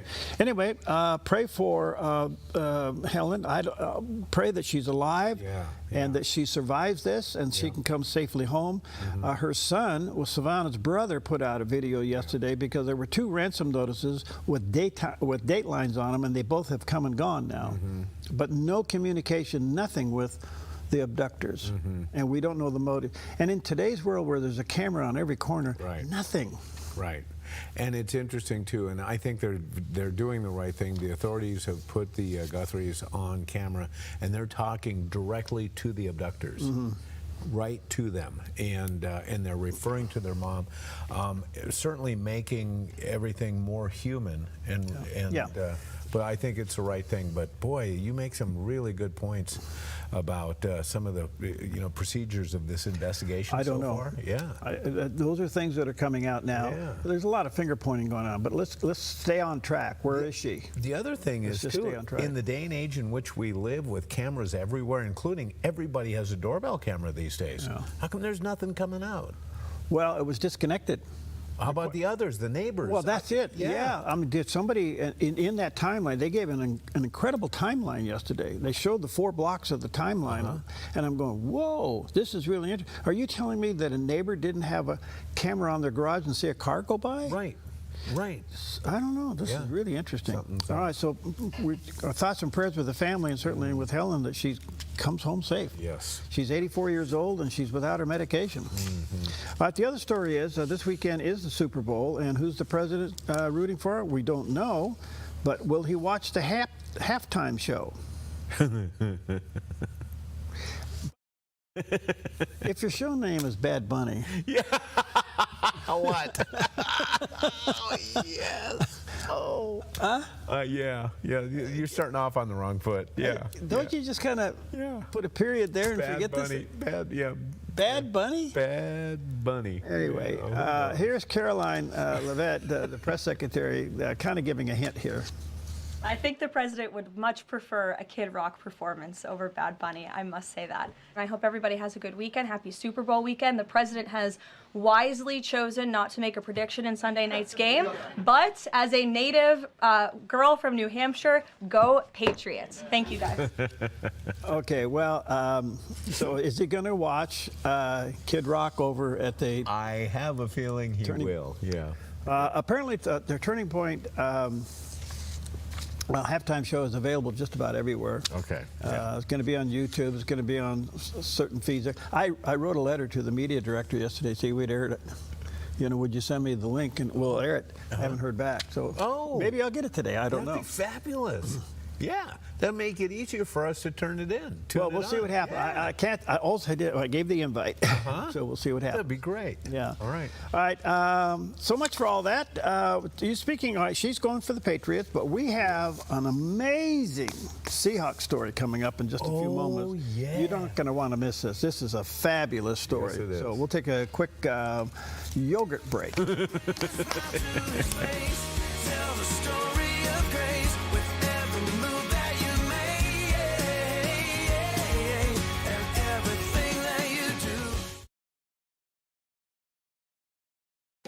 Since 1934, Grange Co-op has been more than just a store. We've been a cornerstone of our community, owned by people like you. We proudly offer top-quality farm and ranch supplies, including our own Rogue feed, as well as workwear, Western apparel, garden essentials, and pet care products. By signing up as a Grange Rewards customer, you not only enjoy exclusive benefits like special offers and 1% back on most purchases, but you also become part of something bigger, a cooperative that you own and help shape. Join Grange Rewards today.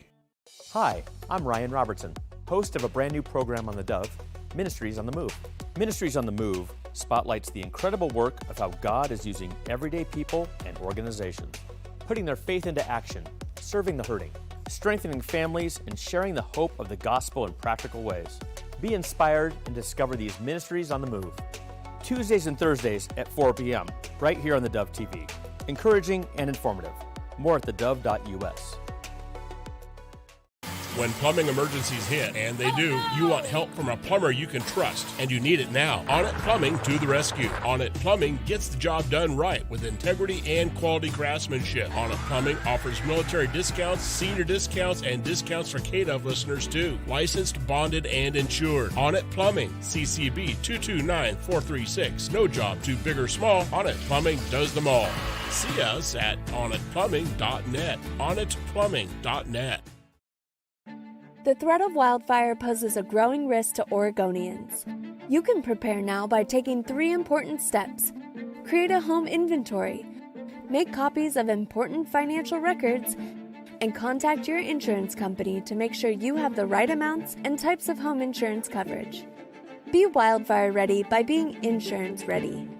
Visit dfr.oregon.gov/prepare now to learn how.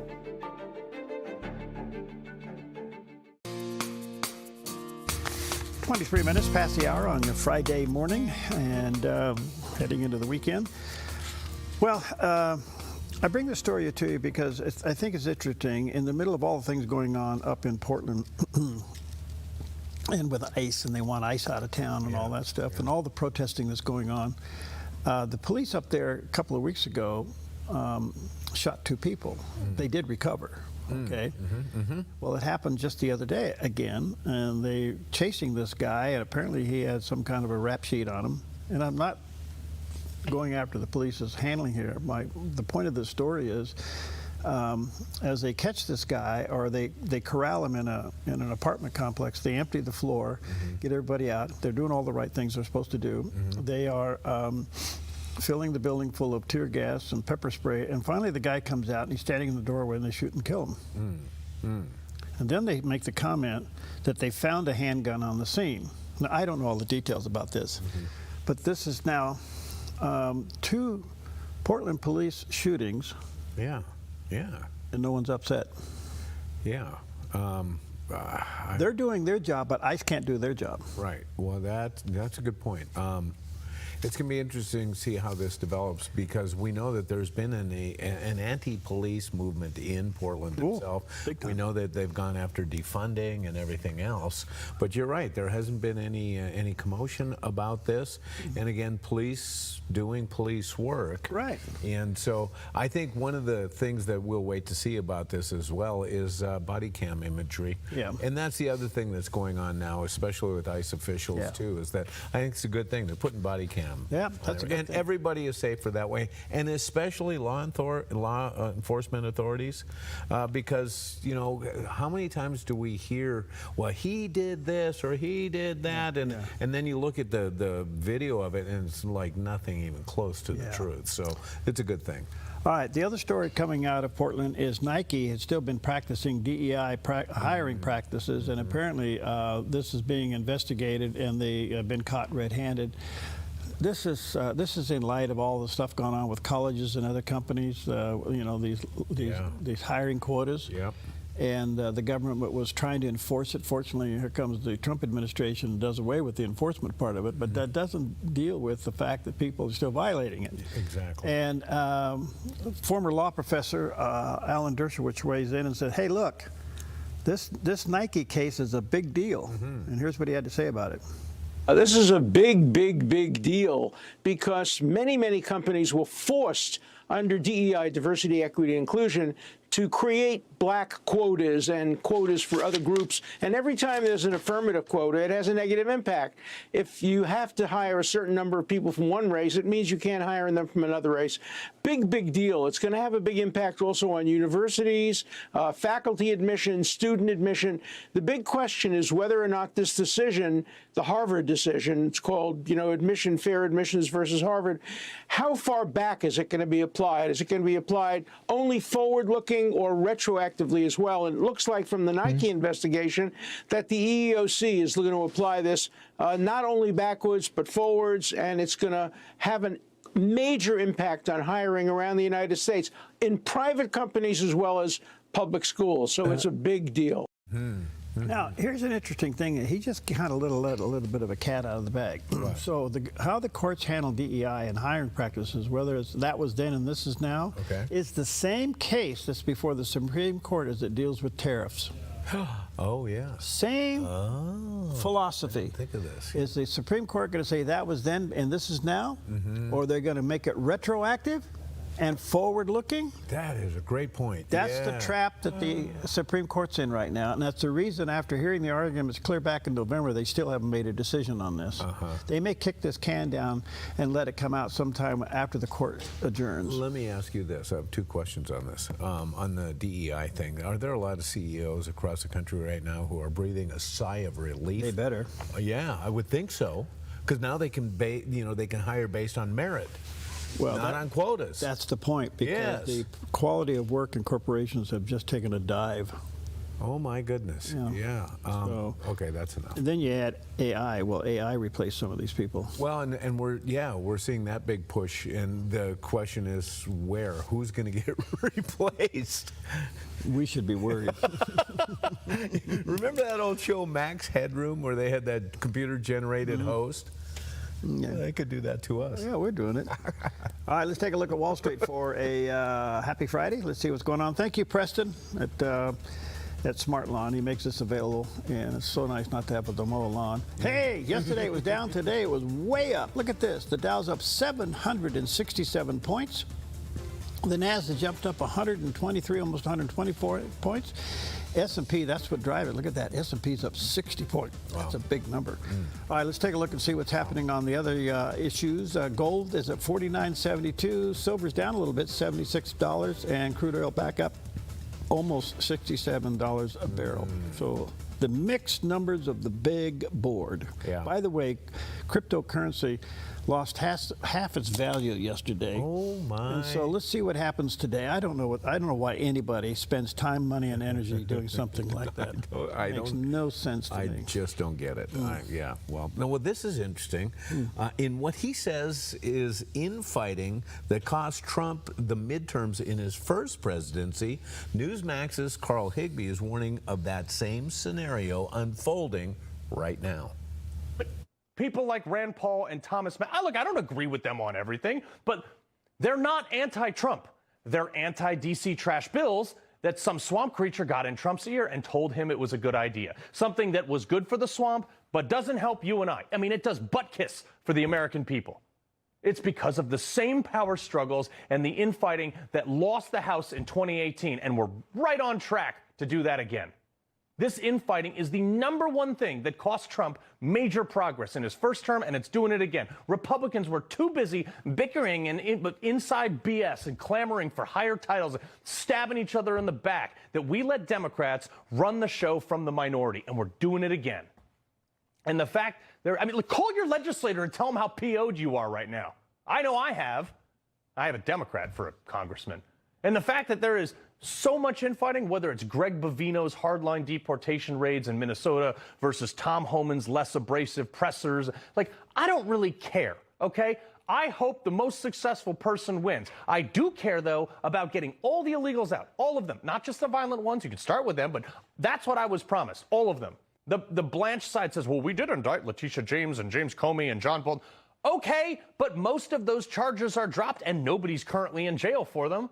The bottom line is, where I sit and probably where you sit at home, no one is in jail, period. The end result. Where are the arrests for the people who lied about COVID, who stole billions of dollars? Russiagate, where's the Supreme Court leaker? We never found that guy. How about the other guy in the Senate sex briefing room tape? Who's that? People who trafficked children on Epstein Island. Where are the trials for congressional insider trading? The J6 committee. Anything. We call this in the military a target-rich environment, and yet no arrests. I don't care that you arrested some 68 some odd sub-IQ people from Somalia and Minnesota, okay? Where are the arrests for the people who orchestrated this fraud? You know the Somalis didn't do that. Democrats literally capsized the whole boat. Every Republican right now needs to stop what they're doing, shut up, and watch Trump's OG inaugural address. From this day forward, a new vision will govern our land. From this day forward, it's going to be only America first. I will fight for you with every breath in my body, and I will never, ever let you down. Yes, that is what I voted for all 3 times. Okay, he makes some very strong points there.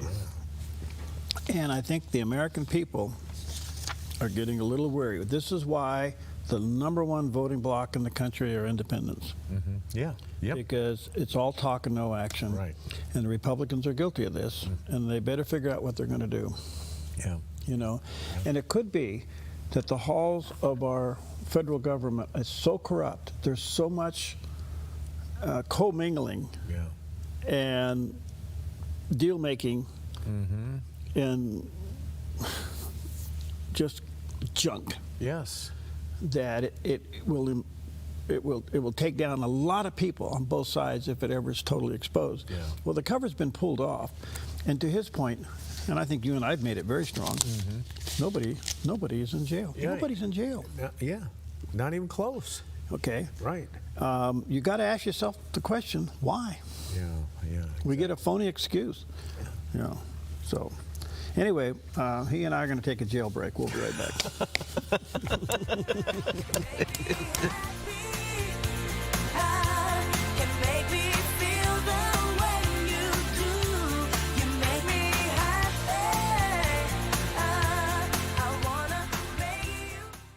He's got the whole world in his hands, and he knows the plans for us.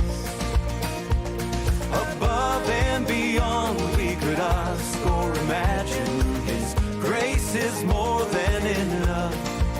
It's in his hands, it's in his hands. He's got the whole world in his hands. Come on, Steve. Finding that next great series to binge watch is fun, but your neck, shoulders, and body don't count that as me time.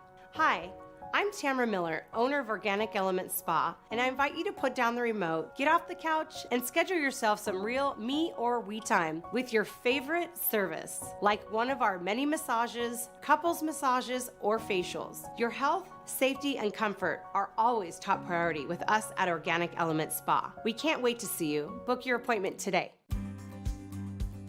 Stewardship begins with the knowledge that nothing belongs to us, but everything belongs to the Lord. This helps us to run a business not in the fear of lack, but in the assurance of His care and provision. Such a perspective eliminates the drive to sell and replaces it with a heart that says serve. This begins with serving our clients and coworkers with integrity and genuine care. That's why McKelly's is automotive service with a heart for God and treating others as we ourselves would want to be treated. Our promise is to never sell our clients anything we don't believe they need. Another is to do all we can to meet other needs, such as shuttle service and loaner cars, or taking the time to really listen, even at times praying with our customers. Sometimes this means sacrifice, going above and beyond. But that's why I work for Kelly's Automotive Service, honoring God while serving people with honesty and integrity.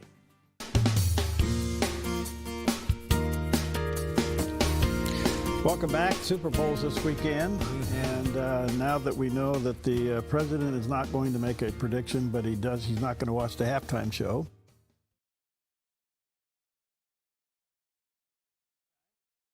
Seahawks. I guess we have to be for the Seahawks, right? Well, we're on the West Coast, right? You know, it's kind of turning regional or somewhat. Yeah.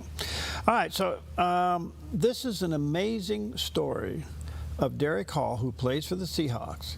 This is one of those behind-the-scenes stories that will really touch your heart, and here it is. He was born dead. It was a battle. You know, I had to fight every day for my son because I felt like the doctors wasn't fighting for him. Taken down by Derek Hall, the SEC Defensive Lineman of the week. When Derek was born, I was barely 5 months pregnant. I had bleeding in my brain, getting poked and pried on, and getting all these scans and getting all these x-rays. It's truly a blessing to be able to sit here in front of you today. Derek was on so many machines and equipment. They wanted me to sign a form to take him off of life support because they didn't expect him to live. The doctors made it look so bleak. He'd be a vegetable. He wouldn't have any quality of life. Even though I trusted God and I knew that He could do anything but fail, I was scared. The first time that I knew that he was gonna make it was that I stuck my hand in the incubator and he grabbed it and held to it. And we know then that Derek was gonna pull through. He was very, very small, man, and I was nervous, just to be honest with you. I was scared to pick him up. He still was fragile and he had to have special attention. It was all family that mostly helped out. All hands on deck. I just felt like he deserved the shot and I had to be the one to give it to him. So I worked Monday through Friday from 8 to 5, and I went to school from 6:30 to 10:30 at night. I don't know too many people that would have the ambition and drive to do that. One thing I say about her, man, is that she's probably the strongest woman I know. She's my superhero. She's my Wonder Woman. She's the person who kept me living. Growing up preemie, it was a lot of ups and downs, a lot of in and out of the hospital. At the age of 4, that's when I got introduced to the game of football. Most kids can run all day, and that's something that I just didn't have the lung capacity to do. And I feel like that was the biggest challenge for me because football became my way of escape. Asthma, shortness of breath, chest begins to tighten up. I also dealt with asthma myself, but I understood, even though you're dealing with some things, man, you know, you still have to work hard. When you're tired, that's when you have to dig deep. You can do anything that you put your mind to. There's nothing that you can't do. And I just want to thank all of y'all, my family, my friends. Without you, I don't know what I would be right now. I always say Derek had a great village. These are folks that grew with him. When I needed them, they were there. If you ain't got family, you ain't got nobody. They know every time I come home, those space is huge, and everybody going crazy, playing cards and having fun. Family is the most important thing, and I just want y'all to know I love y'all, and I appreciate all your support for Derek throughout the years. Derek has been giving back since he was a young man. He loves helping others, he loves giving back, and especially to the community here in Gulfport. In the fall of 2022, the residents of Jackson, Mississippi went through one of the worst water crises in recent history. Derek Hall donated the money he earned through name, image, and likeness to his home state. When the pipes burst in Jackson, due to systematic failures, when you have little babies, can't have clean drinking water, and to watch your state from afar going through this, you said, this ain't right. This young man made sure 5 18-wheelers for the water, supplies, disaster relief kits came. He made sure that happened. I shipped a lot of pallets up there to be able to have opportunity just to show my love and affection for this state of Mississippi. Anywhere he go, anything he do, he gonna make the organization and the people better for it. And what he doing for us on the Gulf Coast is bar none.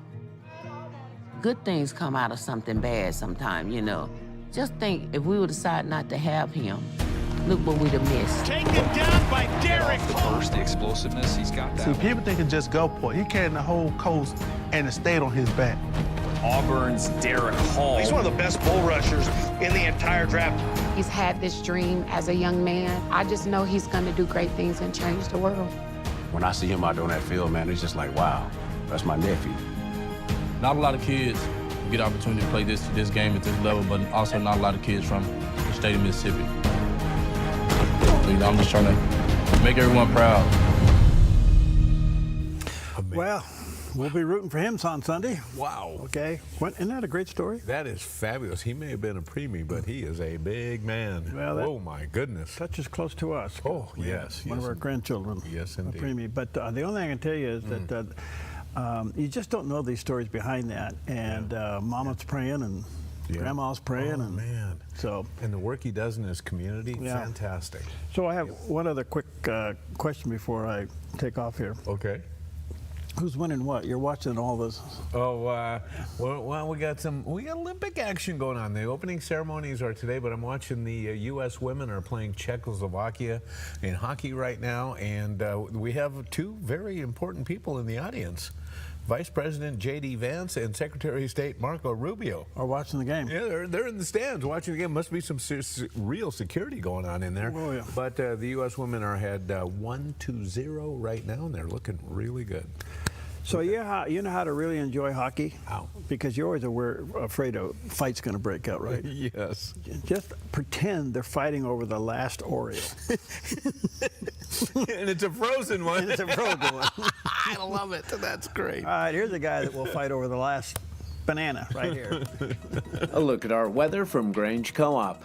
Today in northern Oregon and southern Washington, areas of fog, then mostly sunny and near 58 in Vancouver and Portland, patchy frost and fog in Wilsonville and McMinnville, then mostly sunny with highs near 57. Continuing down the Willamette Valley with patchy frost before 8 a.m. and fog before 10 a.m., then mostly sunny with highs in the upper 50s for Salem, Albany, and Corvallis, and near 62 in Eugene. In central Oregon, partly sunny in Prineville with a high near 61. Mostly sunny for Bend and Sun River with highs in the mid to upper 50s. Over in Boise, Idaho, increasing clouds in mid 50s. Mostly sunny skies along the Oregon coast with daytime high temperatures near 61 in Coos Bay. Upper 50s for Port Orford and Brookings and a high near 60 in Crescent City, California with a light south wind. In southern Oregon, patchy fog around Grants Pass, then mostly sunny in upper 50s, becoming mostly sunny in low 60s for Medford and Ashland, mostly sunny in the Klamath Basin with highs in the mid 50s. Into Northern California, mostly sunny with daytime highs near 60 in Wairika and 68 in Redding. Partly sunny in Chico with a high near 67 and near 66 in Sacramento under mostly cloudy skies. In the Bay Area, patchy fog, then mostly sunny and near 67 in Santa Rosa. Partly sunny and near 66 for Napa and San Francisco. And today in San Jose, partly sunny with a high near 72 and a light and variable wind. A look at your Friday weather from Grange Co-op. Hi, we see a few high, thin clouds coming our way. We'll see. Yeah, We'll see. We'll see. Yeah. All right. Well, on this day in 2014, an era of late-night television came to a close. Jay Leno aired his final episode of The Tonight Show, ending a remarkable 22-year run as host, one of the longest tenures in the program's legendary history. Leno's farewell was classic Jay. Plenty of laughs, heartfelt moments, and deep gratitude for the writers, crew, band, and viewers who tuned in night after night. The episode featured celebrity appearances, musical performances, and a tone of reflection celebrating not just a career, but a generation of late-night television. Leno thanked his audience for welcoming him into their homes and wished his successor, Jimmy Fallon, well as he handed over the iconic desk. For many viewers, Leno's departure felt like the end of the good old days, a time when late-night humor aimed to unite audiences across generations and viewpoints. In fact, we didn't even know which political party he belonged to. When the curtain fell that night, Jay Leno didn't just say goodbye to The Tonight Show. He closed a defining chapter in television history. He really did. Yep. It was the perfect handoff from Carson to Leno. Yes. And I think that the core of the show stayed in place. Now, what's so interesting to me is you can go on social media and you'll always see these clips of Johnny Carson, and they're fun to watch. I mean, don't get me wrong, they're a hoot to watch. Yes. But I never seen any of Jay Leno. Yeah, I don't know if they packaged those up or not, because obviously the classic Carson clips are all over, and even full episodes. You can watch. But I don't know. You're right. I haven't bumped into the Jay maybe Leno it's stuff. I don't know. Maybe he has some kind of content control or something. Yeah, I don't know. I don't know. But when he handed over to Fallon, it did take a turn. All the late night shows now are just political propaganda. And Jay Leno's been kind of vocal about his opposition to it. Yes. I do want to visit Jay Leno's garage. Yeah, I do too. I would love to see that. He's been very loyal to his wife through very difficult times. Yeah. And he needs to be commended for that. Absolutely. He's still funny. He's very funny, and I do have a question, though, because it was the end of an era. We talk about that. What happened? Why did some of these guys, like Colbert and even Fallon to some degree, why did these folks decide that it was so important that their viewpoint on life, especially political life in this country, needed to be shared with their audience, and also needed to also draw a dividing line between us by basically saying, if you guys don't agree with me, well, we know about you. You want to know the answer? I do. This is my opinion. Okay. It's worth nothing. All right. Yeah, well. Okay. It's when the network high-ups went woke and DEI, and they allowed their host to do what they do and never got corrected. Yep. And now today the host will actually have the fortitude to step out and badmouth their boss. Right. Right. Yes. When that happened, it's all over. Yep. Yep, man, it is. Okay. Yep. Dr. Robert Singleton, he's quite a guy. I had him on the show the other day, and no, excuse me, not him, somebody else. I'm thinking so. This clip here is remarkable. He's a surgeon. Oh, yeah. And why does God, when he reaches out and promises to hold your hand, what does that mean? Take a look. Have you ever noticed that God promises to hold not your left hand, but your right hand? Isaiah 41:13 says, "For I, the Lord your God, hold your right hand. It is I who say to you, fear not. I am the one who helps you." About 85 to 90% of people are right-handed. So for most people, our right hand is our dominant hand that we rely on. We use our right hand for work, to write, to carry, to build, to steady ourselves. Our right hand represents our strength, our effort, our ability to function in everyday life. And that is the very hand that God says he is holding. He promises to help right where we feel weakest. Many people's hands tremble and shake when they get nervous. Pressure can make us lose our grip. We drop things, we fumble opportunities, we feel like we can't hold it all together. But the promise is not that we will never shake. The promise is that God's hand never lets go. When our strength falters, God's support does not. When we're afraid of failing, God steadies the very place that we feel most vulnerable. God is walking beside us, gripping our dominant hand like a loving father guiding a child, saying, you don't have to be afraid, I am helping you. So the message is simple. You are not holding your life together alone. The hand that you rely on most is being held by a God who does not slip, who does not panic, who does not drop what he carries. Even when you feel unsteady, you are being steadied. Even when you feel weak, you are being helped. And God's grip is stronger than any fear that you face. That's fantastic. That's beautiful. Oh my goodness. Wow. I'm just gonna let that sit on its own. We'll be right back.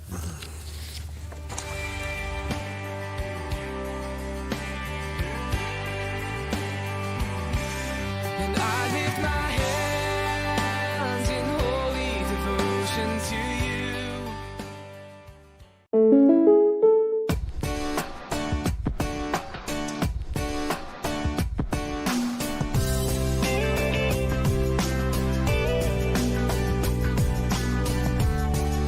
Combining your home and auto insurance could save you time and money. And who doesn't like that? Want surprisingly great rates on auto, home, and life? Now's the time to call State Farm agent Rory Wold in Medford. Like a good neighbor, State Farm is there.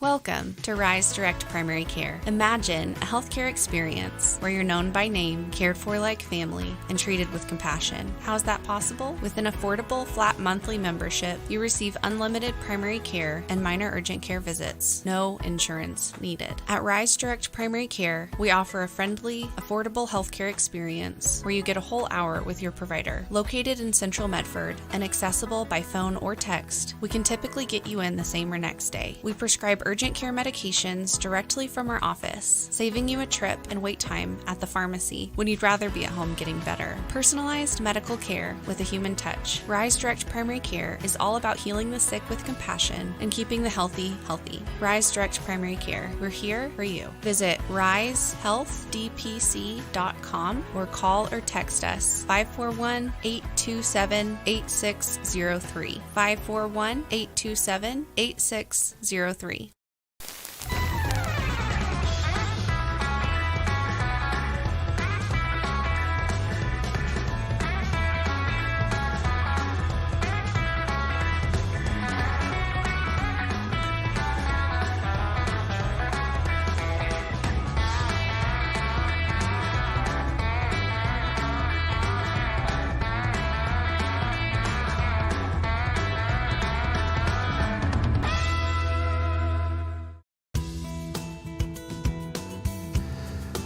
Welcome back. I got to squeeze this story in. I had Charles Goyette on yesterday. He does talk shows and everything.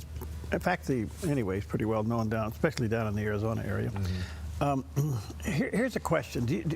I asked this rhetorically, and it's a tough one to ask.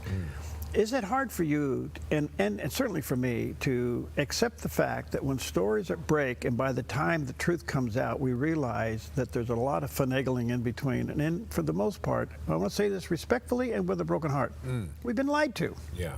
And it's hard to swallow the fact that the institutions that we look to for security are just full of corruption. Right, yeah.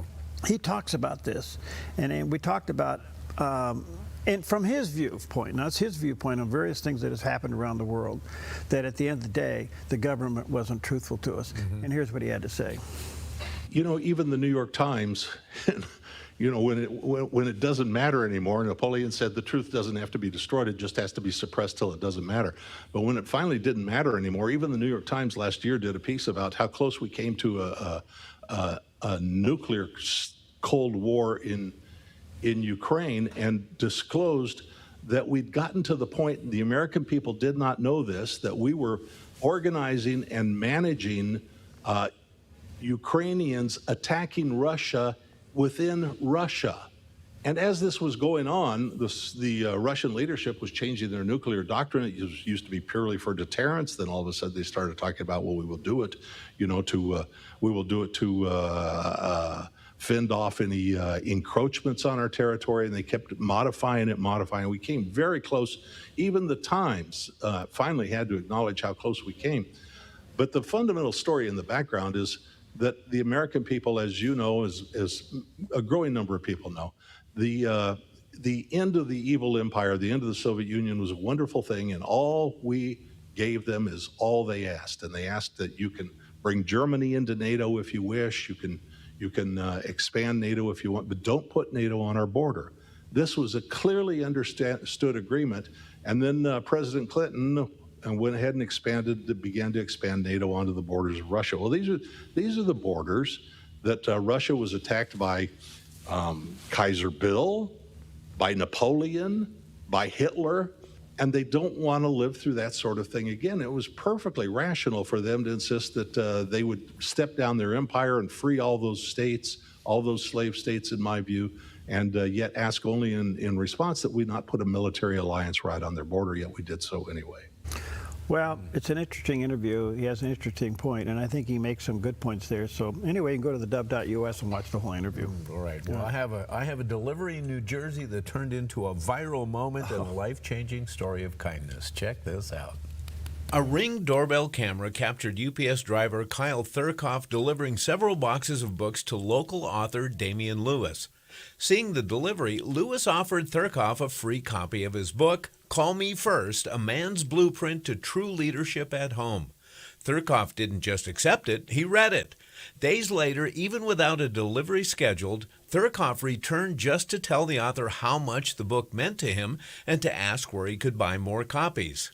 For him not to have a delivery from me that day when he came back to tell me how good the book was and to ask me where to get it, it was like I felt like I made it at that point. That genuine moment struck a nerve online.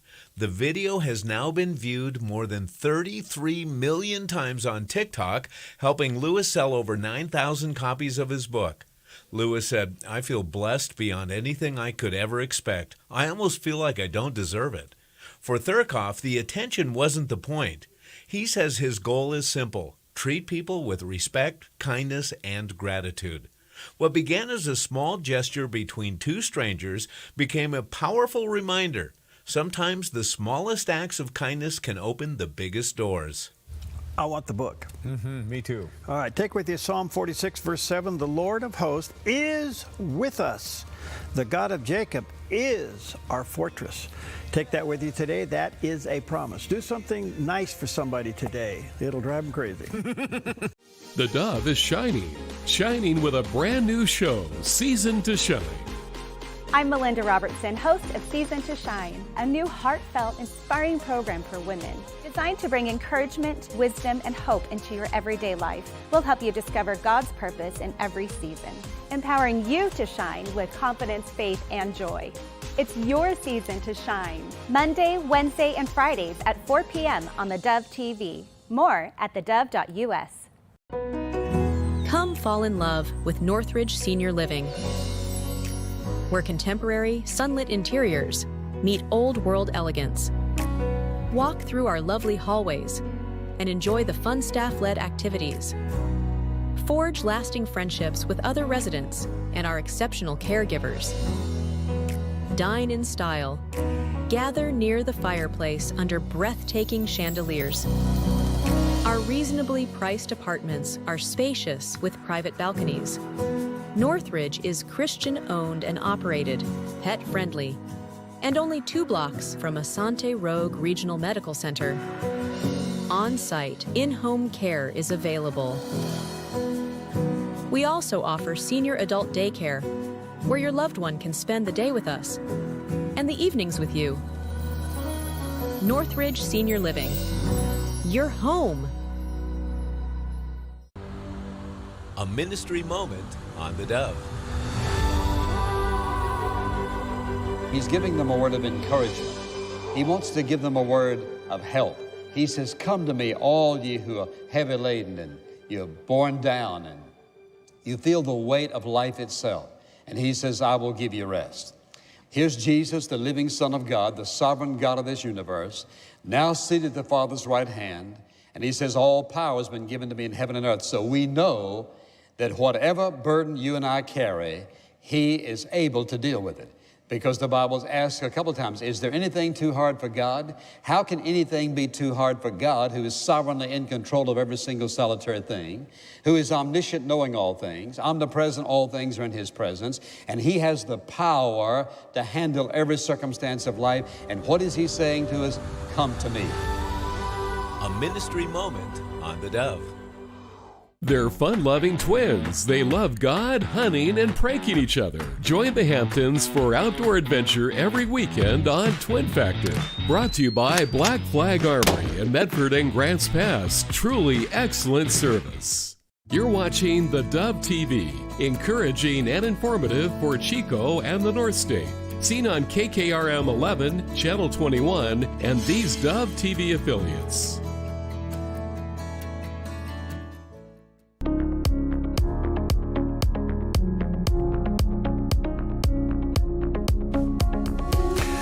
Welcome to Focus Today. I'm your host, Perry Atkinson. Been looking forward to having our guest back with us today. Always an honor. We have time to sit down with Eric Eggers. He's the Vice President of Research at the Government Accountability Institute, and he's the co-host in the podcast of The Drill Down. He's the author of a book called The Fraud and How the Left Plans to Steal the Next Election. He has appeared frequently in media analysis, election integrity, foreign policy, organized protest, and political corruption. Well, there you go. He pretty much covers it all. He does have a website, thedrilldown.com, and you can check that out, or g-a-i.org, which is Government Accountability Institute. That's g-a-i.org, and there's a picture of that landing page. Eric, good to see you again, friend. How are you? Harry. Wow, how are you? All right, good. Happy Friday to you. Patriots or Seahawks? Well, I know where you guys are. Seahawks, absolutely. Honestly, I think stories in the country today, the Patriot fatigue the country is suffering from. So we're having a little bit of audio problem with you. Lean forward to your computer a little more. I think. Are you on? Try that. There you go. Is that better? Much better. Thank you. Good to see you. Great. Sorry about that. Well, a lot to talk to you about. I don't even know where to start. Let me ask you this. What's your overall read on how the law enforcement efforts are playing out? I think it's we want to see the law upheld. The Trump administration, the deportation of about last year. Okay, we're not getting you. Let me take a quick break and see if we can reconnect with you. You're breaking up because I want to hear what you want to say. You're a cool guy. So let me take a quick break and we'll reconnect to see if we can make that work, okay? All right, thanks for your patience. Let me take a quick break. We'll come back to Eric in just a moment. Since 1934, Grange Co-op has been more than just a store. We've been a cornerstone of our community, owned by people like you. We proudly offer top-quality farm and ranch supplies, including our own Rogue feed, as well as workwear, Western apparel, garden essentials, and pet care products. By signing up as a Grange Rewards customer, you not only enjoy exclusive benefits like special offers and 1% back on most purchases, but you also become part of something bigger, a cooperative that you own and help shape. Join Grange Rewards today. I'm gonna let it shine, gonna let it shine. This little light of mine, I'm gonna let it shine. This little light of mine, I'm gonna let it shine, gonna let it shine. Oh, shine.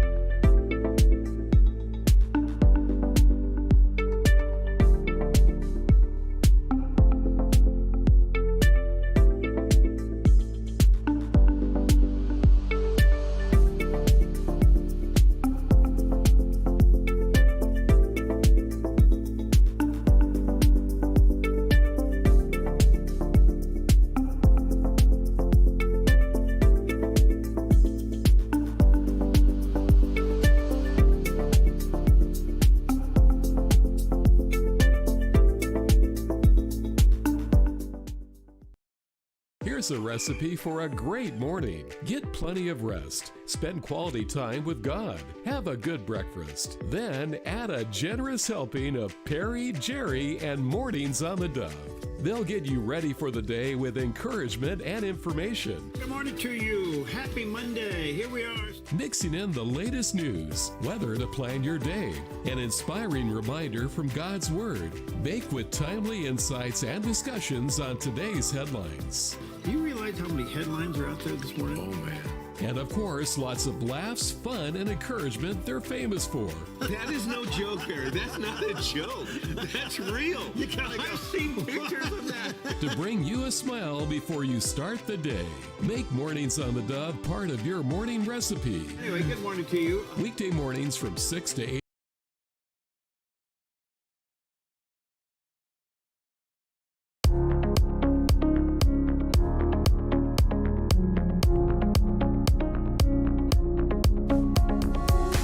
All right, here we go. Technology is great when it works, miserable when it doesn't. So, Eric, thanks for your patience. Looks like we got that taken care of. Good to see you again. Thank you. Anyway, a lot going on. I did ask you a big question about how law enforcement, in particular ICE, and all of those issues are playing out. What's your take on all this? Well, I first want to say I don't think it's a coincidence that as soon as I said I think the Seahawks will win the Super Bowl, they cut my mic. So I think that just speaks to how prevalent the powers that be are in that Northeast cabal that runs everything in this country. So, okay. Which is why the Seahawks need to win. As far as immigration enforcement is concerned, I think people wanted to see the law upheld. 2.6 million people were successfully deported last year. 600,000 were deported by the Trump administration. 2 million self-deported. I think that's what people voted for largely when they voted for the Trump administration the second time around. Unfortunately, people don't want to see violence in the streets. They don't want to see American citizens being killed. And so both sides, unfortunately, are trying to leverage what's happening today to maximize political outcomes in November. Do you think ICE has handled all this well? Largely, yes, but in some isolated incidents, no. I mean, it's impossible to say that they've handled it well when you've got 2 Americans that have died. That's not an ideal outcome. Right. I understand the conditions that led to that, but I think any reasonable people can say, listen, people should let the law be enforced, but at the same time, violating protocols is not necessarily a capital offense. And so I think that's the tension that we see kind of being played out in a lot of the conversations happening in this country. 11 out of the 12 spending bills got through and got signed, and the government got reopened after 3.5, 4 days. And now we're heading down the road to a possible another such down over the funding of DHS, and it's put into what they call a continuing resolution for 14 days. And the Republicans are digging in. They say, no, we want to fund DHS completely. Are we heading for another shutdown? I think so, not because of the DHS funding issue, though. I think because what they're also attempting to connect funding to, which is the passage of the SAVE Act, the election reform bill, which would require voter ID, require proof of citizenship, and require active voter roll maintenance. You were so kind enough to show the cover of my book that I wrote nearly a decade ago. In that book, I talk a lot about the many problems facing our election systems, and the voter rolls are chief among them. So this is something that I think the Republicans are taking very seriously leading into the 2026 elections. And I think they're willing to stand on it because this, maybe unlike aggressive ICE enforcement, election integrity is something that a vast majority of Americans support. So what happened in Georgia when they went in and looked at the voter files? What was going on there? That's a great question. And the fact that you're having to ask that question in 2026, 5 years plus after the election was called and then any dissent was shut down and people were sent to jail. And then, oh, by the way, the Major League Baseball All-Star game was forced to be moved from Atlanta when the state of Georgia said, listen, we don't want what happened in 2020 to happen again. We're going to put some new rules in place. I mean, that's how angry and vitriolic people get about this. And that's how unwelcome they are to having that conversation. So it's an incredibly important conversation. What we do know is that what shouldn't have happened did happen. How much did it impact the election in 2020? It's a great question, but the fact that it took 5+ years to figure out speaks to how high the stakes are. So what about the SAFE Act? Does it mean anything? Only the future of democracy, Perry. NBD. I think it's vitally important, and I think the Trump administration knows it now. They do, I think they try to kind of back people down because they don't think a government shutdown is going to be good for them politically. They saw the way the Democrats used that to win special elections last year. So they're trying to avoid that. But absolutely, I think that, the Trump administration knows firsthand from what happened in 2020, what happens when election integrity is not seriously enforced. And so here's House Republicans, and they're saying, listen, we want voter ID required. You have to use voter ID to get into the Democrat National Convention. No one accused them of racial suppression when they require ID for that. Yet why would we not have to show ID when we vote? And the political outcomes in states that require voter ID versus states that don't are very clear. So I think absolutely this is a fight they want to have and a conversation they welcome. Okay, so in the state of Oregon, our own backyard here, we had a rogue federal judge say to the federal government, no, you can't look at our voter files. And yet our Secretary of State has admitted that we have 800,000 bad names on the file. How do you process that? Well, here's the deal, Perry. Think about this. Combine 800,000 bad names in the state of Oregon with universal mail-in balloting. That's another provision the SAVE Act wants to eliminate. So if you admit that you have 800,000 names on the rolls and you're mailing every one of them a ballot, I don't know. I mean, do the math. Is that a recipe for safe and secure elections? I don't think so. And the Secretary of State in Oregon is not alone. The Secretary of State in Minnesota has also refused to turn over that information to Harmeet Dillon and the Department of Justice. California is no different. So, I think the federal government's trying to leverage the power of the purse. They're trying to leverage the fact that they give money to states to conduct these elections to force them to comply and at least let them either see the voter rolls or prove they conducted maintenance themselves. But I think that is exactly the fight that's happening right now. And that's one of the things that the SAVE Act would give the federal government more power to compel states to cooperate. All right, so that's the struggle. So is this a 10th Amendment issue where the states can do what they want to do even during a federal election? Listen, I didn't know I was going to have a constitutional law quiz this morning, Perry. Okay? But I put the blazer on. I'm ready to go, and kind of keep hitting me with all these things. It's a great question, and ultimately that is the legal debate that people want to have. The people that are in favor of not turning over that information say that this is not information that the federal government should have. This is not what information people want to have when they sign up for registering to vote. And that's, the election lawyers fight over this on a regular basis. But what I do know is that when you can prove there's been as many problems as there have been, then something needs to be done. And that's what the Trump administration is trying to figure out the best way to make happen. All right. We're talking to Eric Eggers. He's the Vice President of Research there at the Government Accountability Institute. And you can go to his website, g-a-i.org. And he's a frontline warrior. Check it out right there and support him.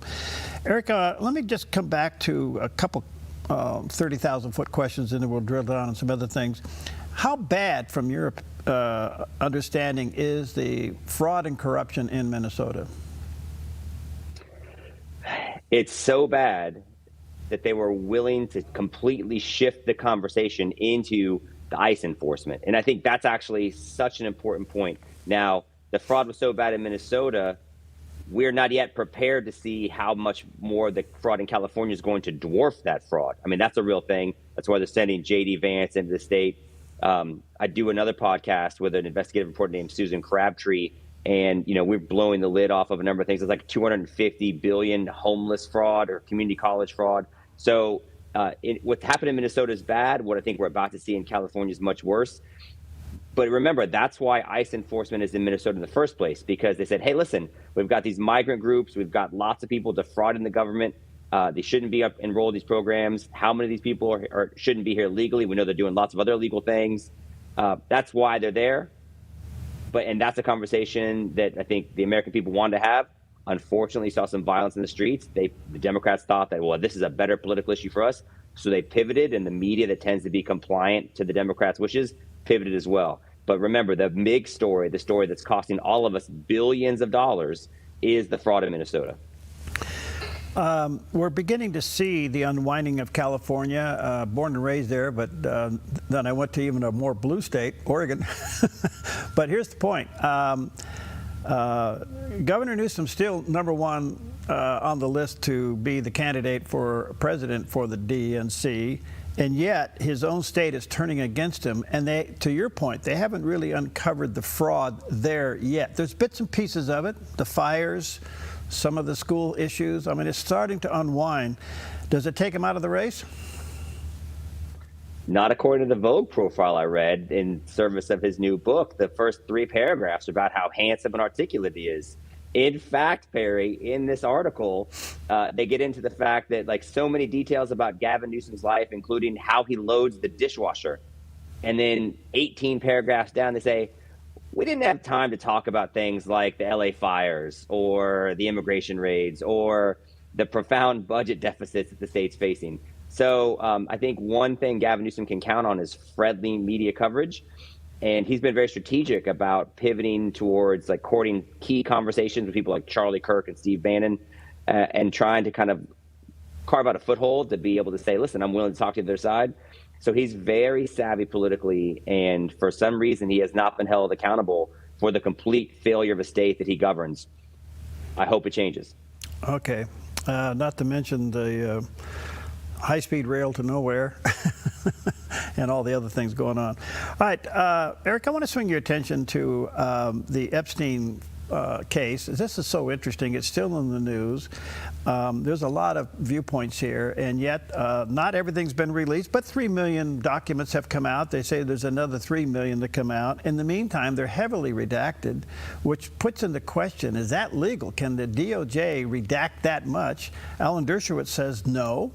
But some big names are falling out of on the floor, Bill Gates and others, and more to come. Why is this case so controversial and not fully exposed? It's a great question, Perry. And I think, it depends on kind of what you think Epstein represents.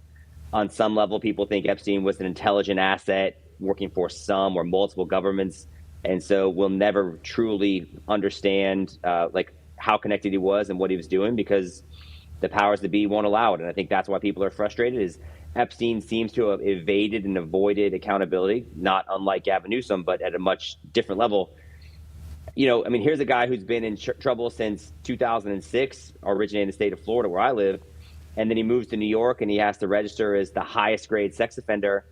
And yet he's still able to pal around with politicians and elite media and cultural figures with no change whatsoever. The emails show that like the Seinfelds are swinging by his island for lemonade.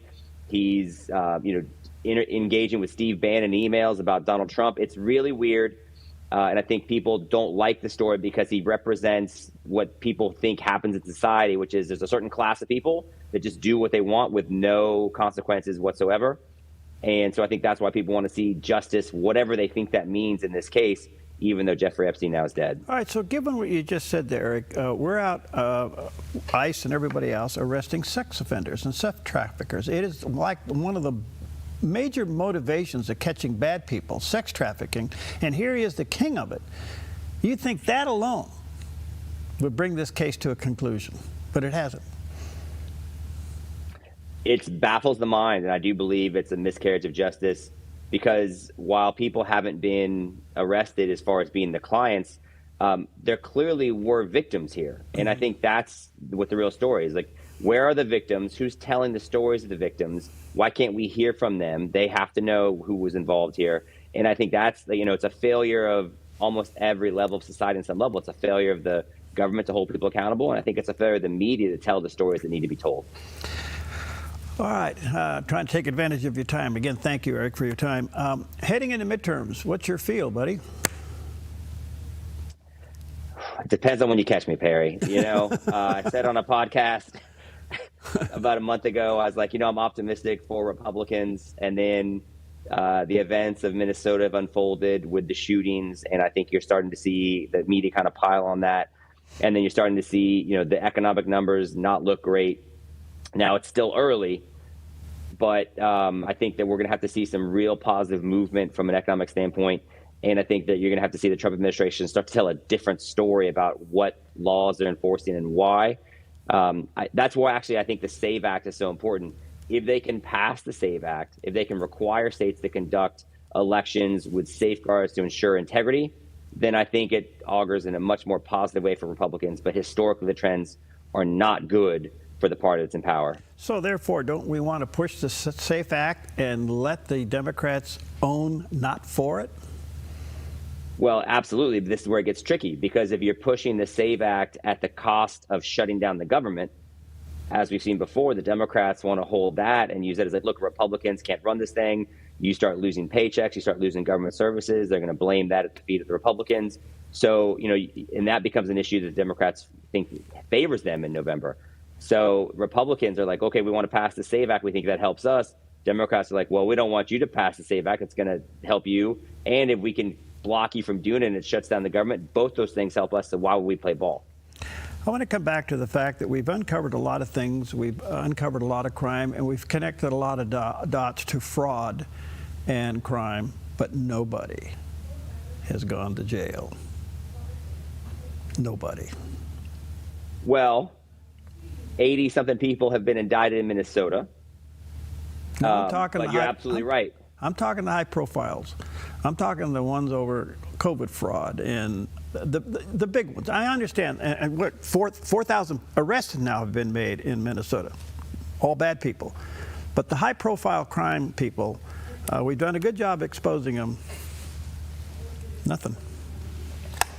Harry, this is what makes you an elite media personality. You're able to be warm and kind and look so accessible and Mr. Rogers-like with your vest. Yet you have this insatiable criminal bloodlust, and you demand justice on behalf of your audience. It's the contrast that makes you such an interesting figure. I think it's very frustrating, and I think most people are right to want to see accountability happen at the highest levels. That's why what they call outrage fatigue is a real thing. Because you hear all the time about all these negative stories, and they say, okay, well, that's bad. So where's the accountability? Because I know if I commit a crime, like, I'm going to have to deal with lawyers and possible jail time. That's what the life looks like for everyone else. And so I think what people are actually suffering from is elite privilege fatigue, and they see it all the time. And honestly, just to be real for a second, the segment you aired just before I came on about the author who gave a copy of a book to the UPS delivery driver, and then he was like, oh my gosh, I read the book, it matters so much. That's a real life, and that's as newsworthy, if not more so, than some of the stuff that we see in the headlines. And I think that's why programs like yours are so important, because there is a lot of news. Not all of it's good, but I think that there are positive stories that happen every day, and it's great that shows like yours help tell those stories as well. All right. I'll send you a Dove vest so you can join the club. Gosh, so much here. I'm going to ask you a big question, and just be as transparent as you feel comfortable. Do you think President Trump is creating his own fatigue factor?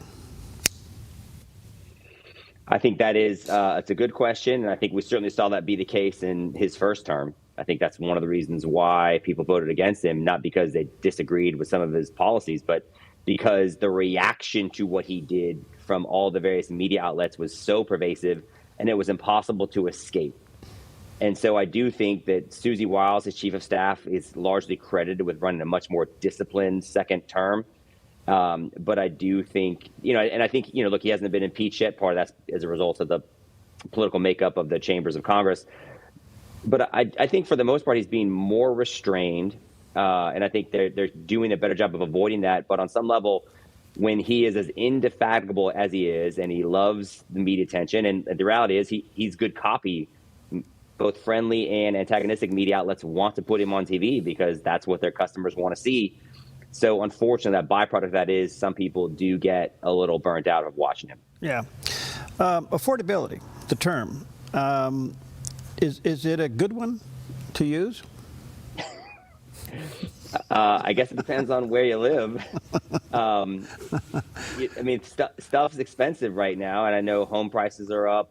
The Trump administration is working on that, and I think they've done a smart job of pivoting in their messaging to not just ignoring the fact that it's happening, but they're saying it's improving, right? I think they're trying to say, listen, we know there was a problem, and part of that is what happens when you have a Federal Reserve that creates 3 generations worth of wealth in like 18 months, as they did during the COVID period, and they printed so much money and so much stimulus.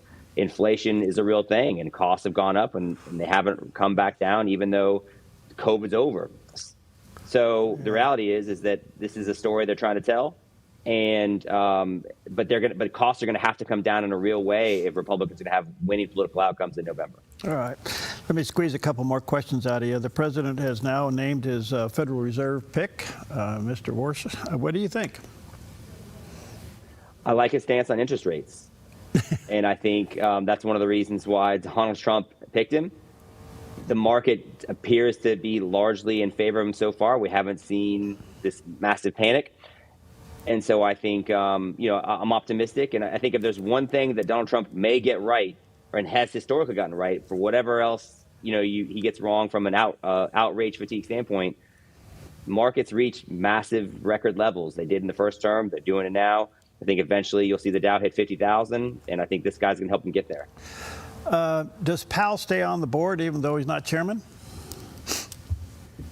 I'm a Cleveland Browns fan, and they just passed over the defensive coordinator to hire this other guy, and the defensive coordinator got so upset he packed up and left, and they're trying to get him back, and it kind of reminds me of the Jerome Powell situation. You're not in charge anymore. We might still let you work here. Yeah. I think he'll hang out. I think he cares a lot about it. Some people are not very happy with the way they've treated Jerome Powell, but I think he'll continue to be a presence in that office. Yeah. Wow, a lot going on there.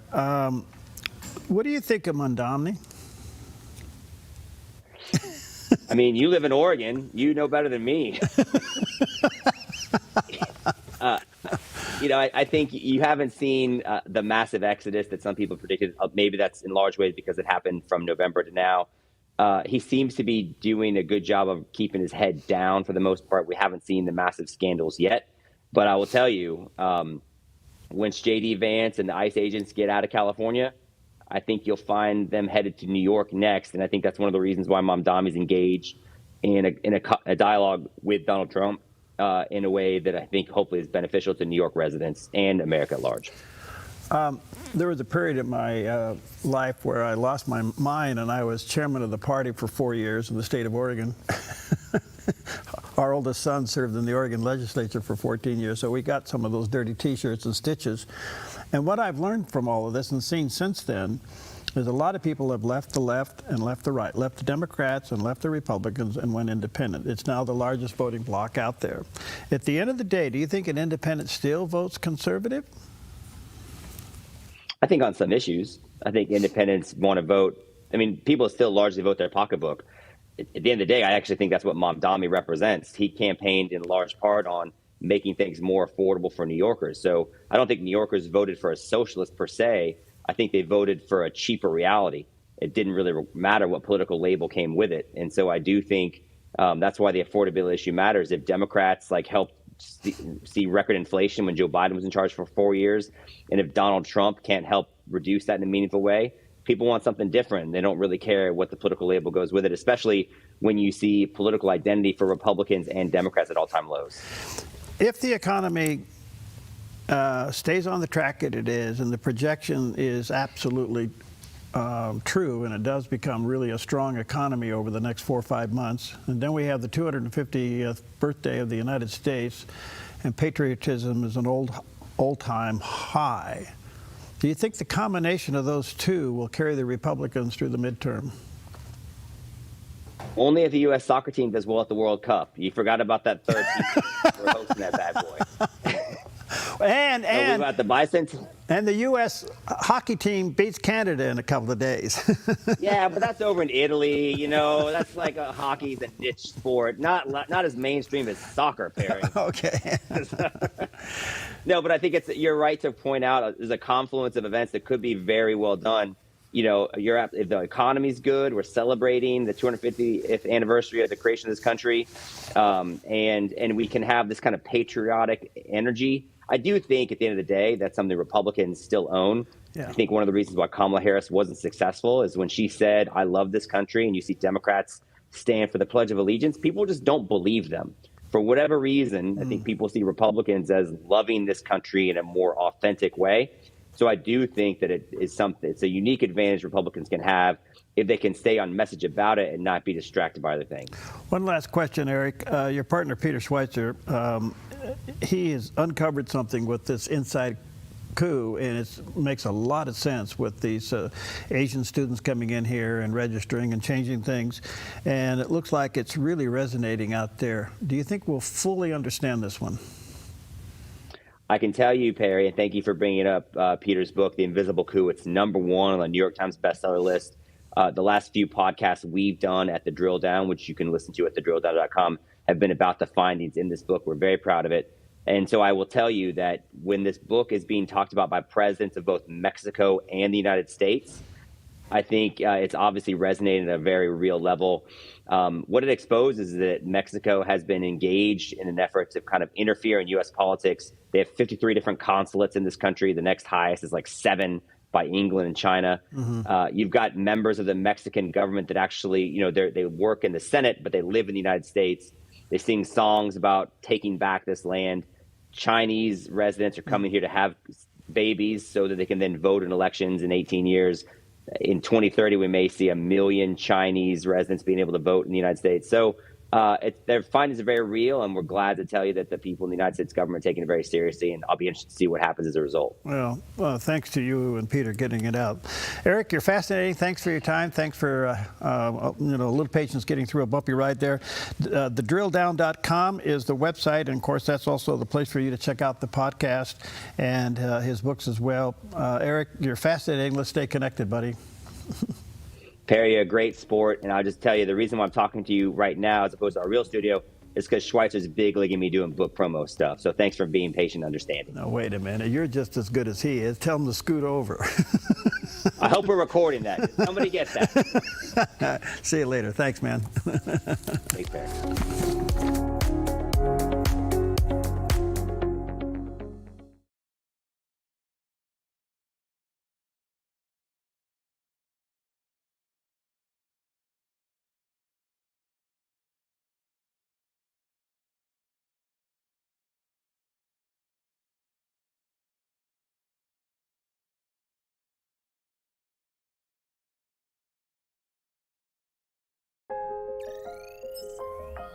The Lennox iComfort S30 thermostat can sense changes in your environment. It even knows when you come and go.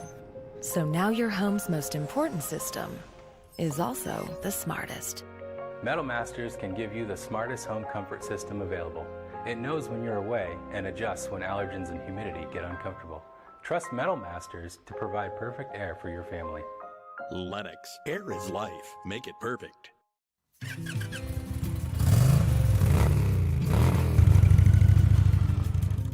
Panoramic Moto Tours was born really out of my passion just to ride Gray's back roads and the scenic highways in our beautiful Northwest. God put it on my heart to share the experiences and invite others. More than riding beautiful roads, it's the camaraderie and fellowship. It's hearing each other's stories. It's being mutually encouraged on our journeys of life. Riders can book one of our ready-to-ride guided tours offering the best of Oregon or Northern California. Or book a private custom tour tailored just for your group to destinations like Glacier or Yellowstone. For more information, go to panoramicmototours.com or call me, Nick, at 541-622-3844. When you find something you love, you just want to share it. panoramicmototours.com. Your next adventure starts here. Buying or selling a home can be stressful. It's one of the biggest decisions you'll make in your lifetime. That's why it's important to work with someone you trust, someone who has the right experience and knowledge of the market. Hi, we're Patrick and Paulina Leiser with Leiser Real Estate Group. And whether you're looking to buy or sell a home, our mission is to take the stress out of the transaction and make it as seamless and rewarding as possible. Contact us today. We look forward to working with you. Cowboy. He's an accomplished author, speaker, Newsmax, and Fox contributor. And for nearly a decade, he was a host on his own, the Cowboy Libertarian radio show on KFBK Radio in Sacramento. He's the author of a new book entitled The Common Sense Cowboy Guides to Life. And there it is, a picture of the book on the page, on the screen there. And you go to patrickdoranson.com. And there's his website. Patrick, good to see you. Good to see you, Perry. How are you? Good. Now, let me just set you back in your saddle for a moment. Okay. I was the guy that moved KFBK from the Sacramento Bee building to where it is today, and I flew the airplane and managed the station up until the time Rush Limbaugh came. Oh my goodness. What a small world in the radio game, huh? Yeah. So I wish I would have met you then, but you came quite a few years later. Yeah, I was a little bit down the road. Are you still there now? No, I actually live in St. George, Utah. Over the last, 10 years, I've moved around a little bit. I moved to Utah 2 years ago from Idaho. I was a California refugee, kind of, wandering in the wilderness, looking for a place to light. I thought it was Idaho, but a domestic breakup with a girlfriend made me look for another place. And I came here to southern Utah, and it is one of the most magnificent places I've ever lived, both in beauty and people. Well, good for you. So what inspired you to write the Common Sense Cowboy Guides to Life? Well, I wasn't born a cowboy. I come to the cowboy world through my DNA, if that's possible. My mother was raised on a ranch in Colorado, and she was a real good cowgirl. And, when I was a boy, she filled my head, and my brothers too, with all the stories of growing up on the ranch. And she was a good storyteller. And when she died in 2006, at that time, I was working in government, politics. I worked in the power business, did media. I did a lot of different things, and her death made me look at my life a lot differently and say, something, I'm not happy what I'm doing, and I got to find a new way. So somebody gave me the book Cowboy Ethics, written by a guy named Jim Owen, and I read his Code of the West, and I said, my gosh, this is what my mother taught me. So I started on a journey to the cowboy world. I, learned how to ride. I started to meet more people in that world, and I slowly was drawn into it, and to the point where, I've been on gathers up in Idaho, gathering cattle off the range. I've been to numerous brandings. I've even won a couple of buckles on the way, not in any big event. It wasn't the NFR, but, you compete and you win, and that's the lifestyle that I've chosen. And I wanted to impart to the rest of America what I've learned from the cowboys, what I've learned from ranching families, because I think that this country right now is tearing itself apart, and it bothers me that we stop talking to each other, and it's a lot of hollering. And if there's one thing I think Americans agree on, and just listening to your last guest, they brought it up for me, is I like to think of America as a car kind of careening down the road. And in the front seat are the Republicans and the Democrats, and they're pulling the steering wheel to the left and they're pulling it to the right, and eventually the car ends up in the ditch. And then they look in the back seat where we are, the American people, and they say, hey, get out and get the car out of the ditch. And then they got the gall to say, and by the way, you're going to pay for any damage that we did. And I think that America needs to get back to common sense. It needs to get back to talking to each other, because I'll tell you something, the politicians should be scared if we ever come together and start talking about things and realizing that they're the ones that are messing things up. Boy, there's a lot there. Let me ask you a quick question. Storytelling, I get it. Do you do cowboy poetry? No, I don't. It's the one thing I haven't attempted yet. I go to the cowboy gathering down in Elko, which is, it's one of the most wonderful things around. And in the book, I even mentioned some of the people that I saw there. There's a woman rancher who goes there, and she is hilarious. So, yes, I love cowboy poetry. Maybe I'll get there. Well, we've got some Elko coming. My dad had a ranch out of Elko for quite a few years. So if you ever probably went to the Silver State saddle shop there? Yes. I got a saddle. I have a saddle from there. Well, I bet you got a bit from Capriola's too. Well, they're both. You're absolutely right. You're absolutely right. Yeah, good stuff. All right, so I want to come back to storytelling. Your approach to this. This is really remarkable. Instead of a typical self-help format, you use storytelling. And I take it you learned that from your mom. Very much so. very much so. She was a great storyteller, and all of her old sayings, out of all my siblings, I'm the only one I think remembered every single one of them. So one time when she felt bad in the morning, she goes, I feel like 2 cents waiting for change. She also used to say, I've got more winters than summers left. And, sometimes you just don't know what they mean, but they sound so good and they roll off the tongue, you just repeat them. So, yeah. A lot of your work now, Patrick, deals with the word purpose. Mm-hmm. And a lot of people are busy doing things with no purpose. Right. What's your remedy? Well, this comes from my father, and I think I'm kind of a balance between the two. My dad used to tell me, son, get up in the morning with a purpose. If your purpose is to get up, turn on the television set, he goes, you've already wasted time. And time is the most precious gift you've ever been given.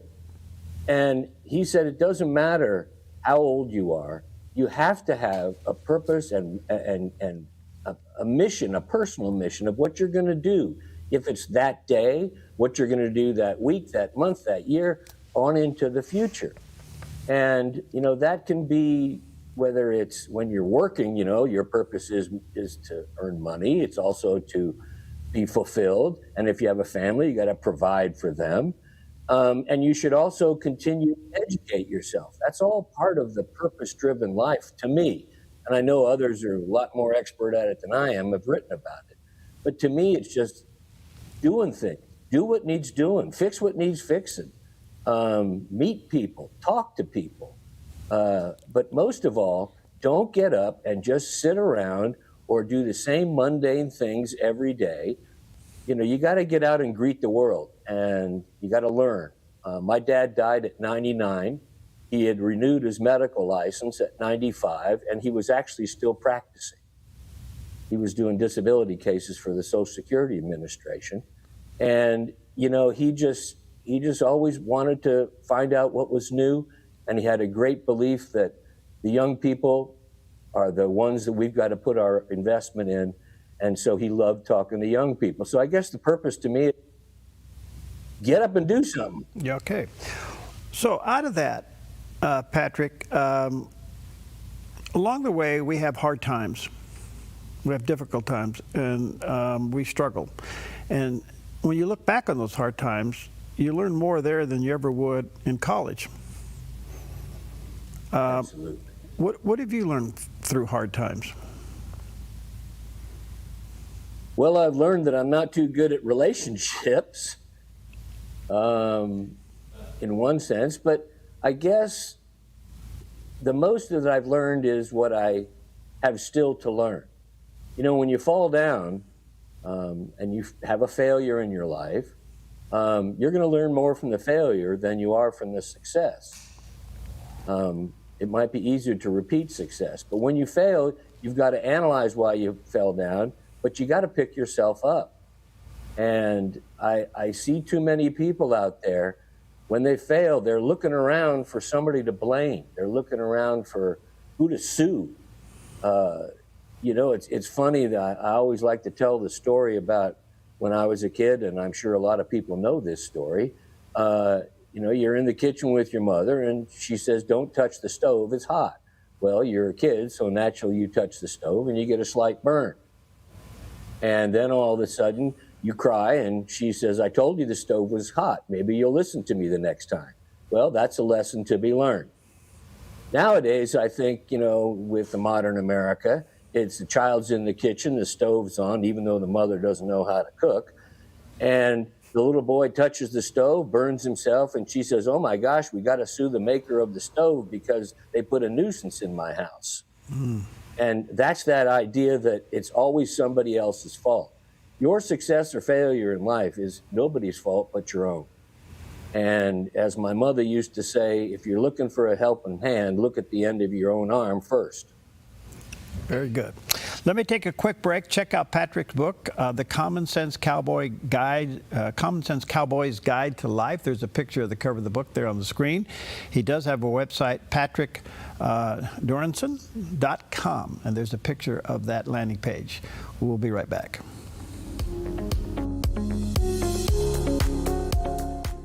The Dove is shining with a brand new show, Season to Shine. I'm Melinda Robertson, host of Season to Shine, a new heartfelt, inspiring program for women designed to bring encouragement, wisdom, and hope into your everyday life. We'll help you discover God's purpose in every season, empowering you to shine with confidence, faith, and joy. It's your season to shine. Monday, Wednesday, and Fridays at 4 p.m. on the Dove TV. More at thedove.us. I'm Susanna, and I contracted KA Designs to do custom cabinets throughout my house.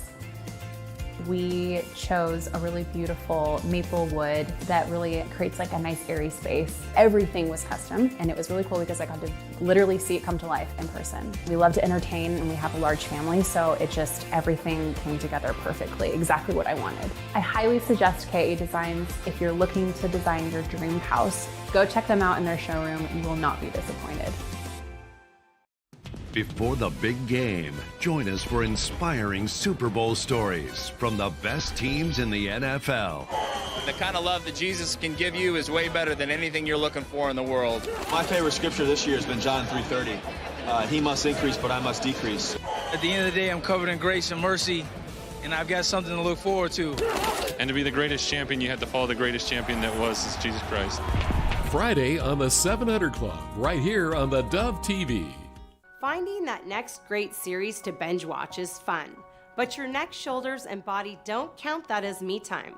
Hi, I'm Tamara Miller, owner of Organic Element Spa, and I invite you to put down the remote, get off the couch, and schedule yourself some real me or we time with your favorite service, like one of our many massages, couples massages, or facials. Your health, safety, and comfort are always top priority with us at Organic Element Spa. We can't wait to see you. Book your appointment today.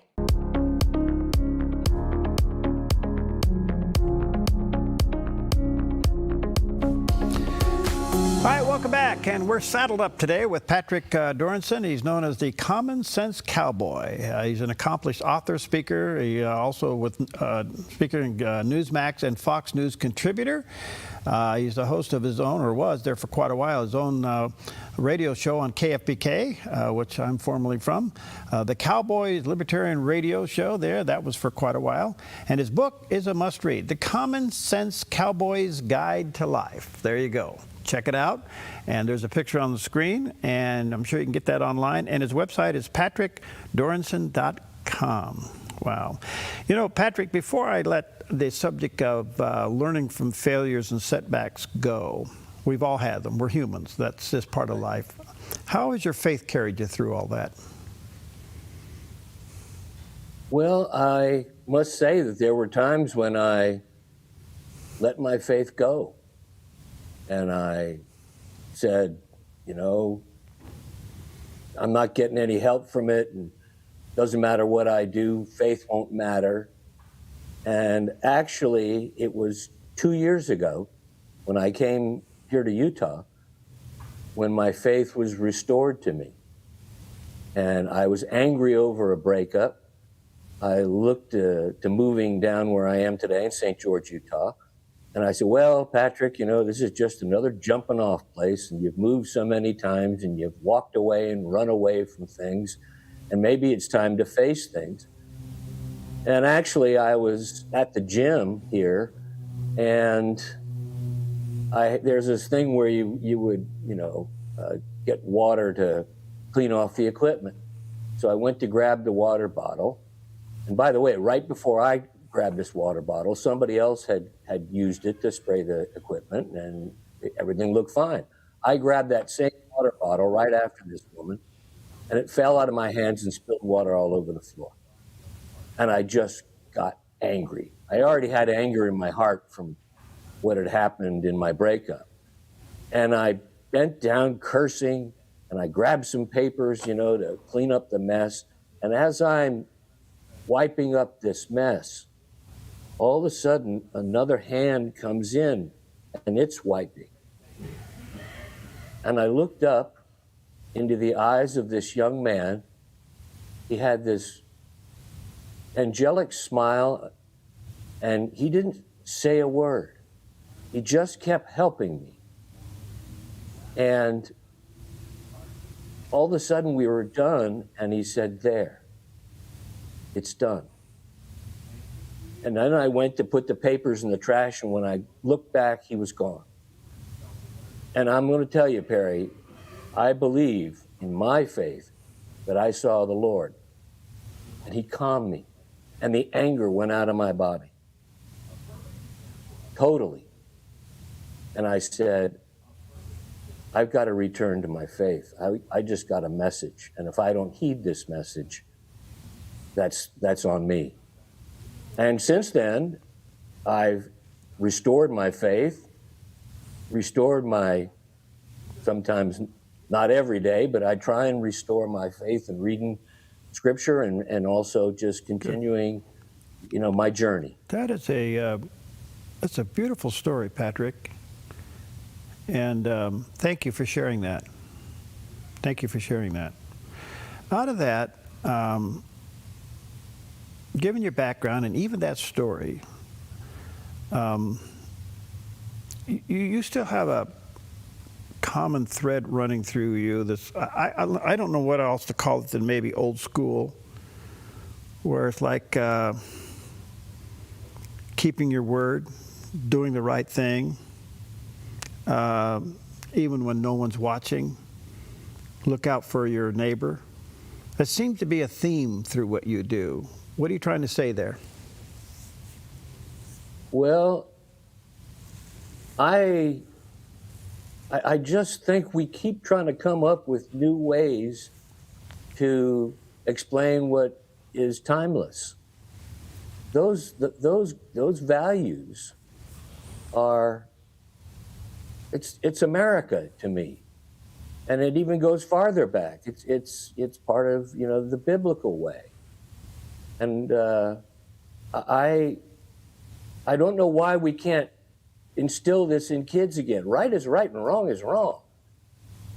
And what bothers me the most about today is that I don't think kids, and I'm not mad at the youth of America. I think they need guidance. And I want to help provide that guidance because I think they've been messed up by adults for far too long. And there's plenty of great kids in this country. I've worked with them on ranches and stuff. I worked with a 12-year-old boy one time who was the best cowboy I ever saw. But what they don't have is that core. And I remember being a kid and, a bunch of your peers might say, hey, let's go throw some windows or rocks through the window of that old house on Maple Street. And you've got to say to yourself, that's wrong. You have to have something in your core that you have to measure your decisions against. That's your code. And if you don't have a code, how do you go through life? How do you make judgments? How, when you get older, when there's a business decision, and you're presented with something and you know it's wrong or it's unethical? Nowadays, people say, well, it's not illegal. Yeah, but it's still wrong. It doesn't matter if it's legal or not. It's unethical. Yeah. So I just want to see America restored to the core values that built the country. And maybe then we can start having conversations about other things. That's beautiful. So let me tug on your heart a little bit. And that is, I've often advocated, because I was raised in the country, I've often advocated that if we could get kids to spend 2 or 3 months in country life, whether it's on a ranch or on a farm, that the whole cycle of life is taught there. Whether it's driving a tractor, planting a tomato, or shoeing a horse, or wrestling a calf. There's something about that lifestyle that teaches the full value of life. Am I overstating it? No, you're not at all. And I would add in there, using a manure fork to teach you humility. Yeah. But I completely agree. I've always said that we should be teaching 4-H principles and FFA principles in suburban schools, in city schools. Find a patch of dirt and show the kids how to raise some chickens, even if you don't have too much room. But get away from this. Everything is on a screen. Let them breathe fresh air, and let them understand that their life is not going to be just, getting up when you want to and somebody's going to hand you a check just because you're an influencer on TV or on the internet. Have them understand the basics of hard work and understand that you're a part of the whole. You're a part of God's creation. You're a part of America. This is what our country was founded on. And I just think that kids nowadays, they've been messed up too much. And quite frankly, we as baby boomers, in my case, I think before we leave this planet, we should encourage them, help them, admit times when we, didn't do good by them, but also let them know there are a lot of good things we did do. And finally, let them know that life isn't doomsday. Life isn't always going to come to a crashing end. And that while they might think, I had a young person tell me, oh, you're a baby boomer, you had everything. And I said, well, let me just remind you, in the 1970s, we had 18% interest rates and 12% inflation. And that's when we were all trying to start off our lives. Right. So, I really don't want to hear that. Good stuff. What do you want people to get from your book, Patrick? I want them to get the idea that after 250 years, if we want it to go another 250 years, we have to make some course adjustments. I want them to learn that love their brother and their sister, understand that they should have faith in themselves, faith in the country, faith in that guy on your left and that gal on your right, and faith in God. Just curious, when you go to the gym, do you still wear your spurs? No, they don't do too well on a treadmill. And my horse, I have to use him on him, and he says, don't use your spurs. I know what I'm doing. Okay. Is your purpose now God-driven? I would say I'm an imperfect servant. And yes, I think it is.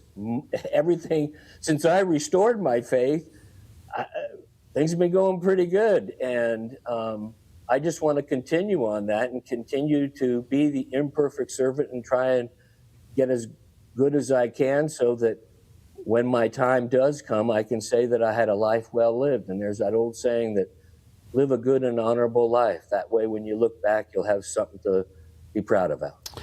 Well, let me say to our viewers and listeners, check out Patrick's book. It's called The Common Sense Cowboy's Guide to Life. There it is, available online, Amazon, around. Check out his website, patrickdoranson.com. There's a picture of that landing page. And Patrick, who knows, maybe we'll see you at Capitola sometime up there in Elko. All right. Because I know a lot of cowboy poets, especially one from our own area here that goes there every year. And boy, there's some really good poets up there. They do a great job. It's beautiful. It's beautiful. Good to see you, friend. God bless you. Thanks for being with us today. Thank you, Perry. God bless. Okay.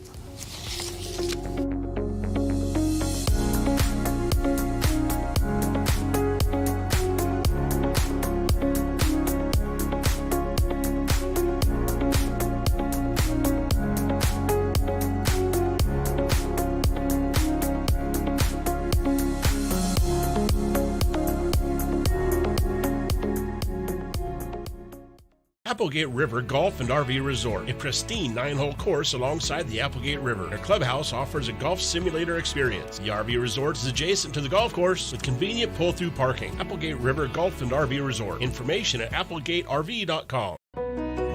Come fall in love with Northridge Senior Living, where contemporary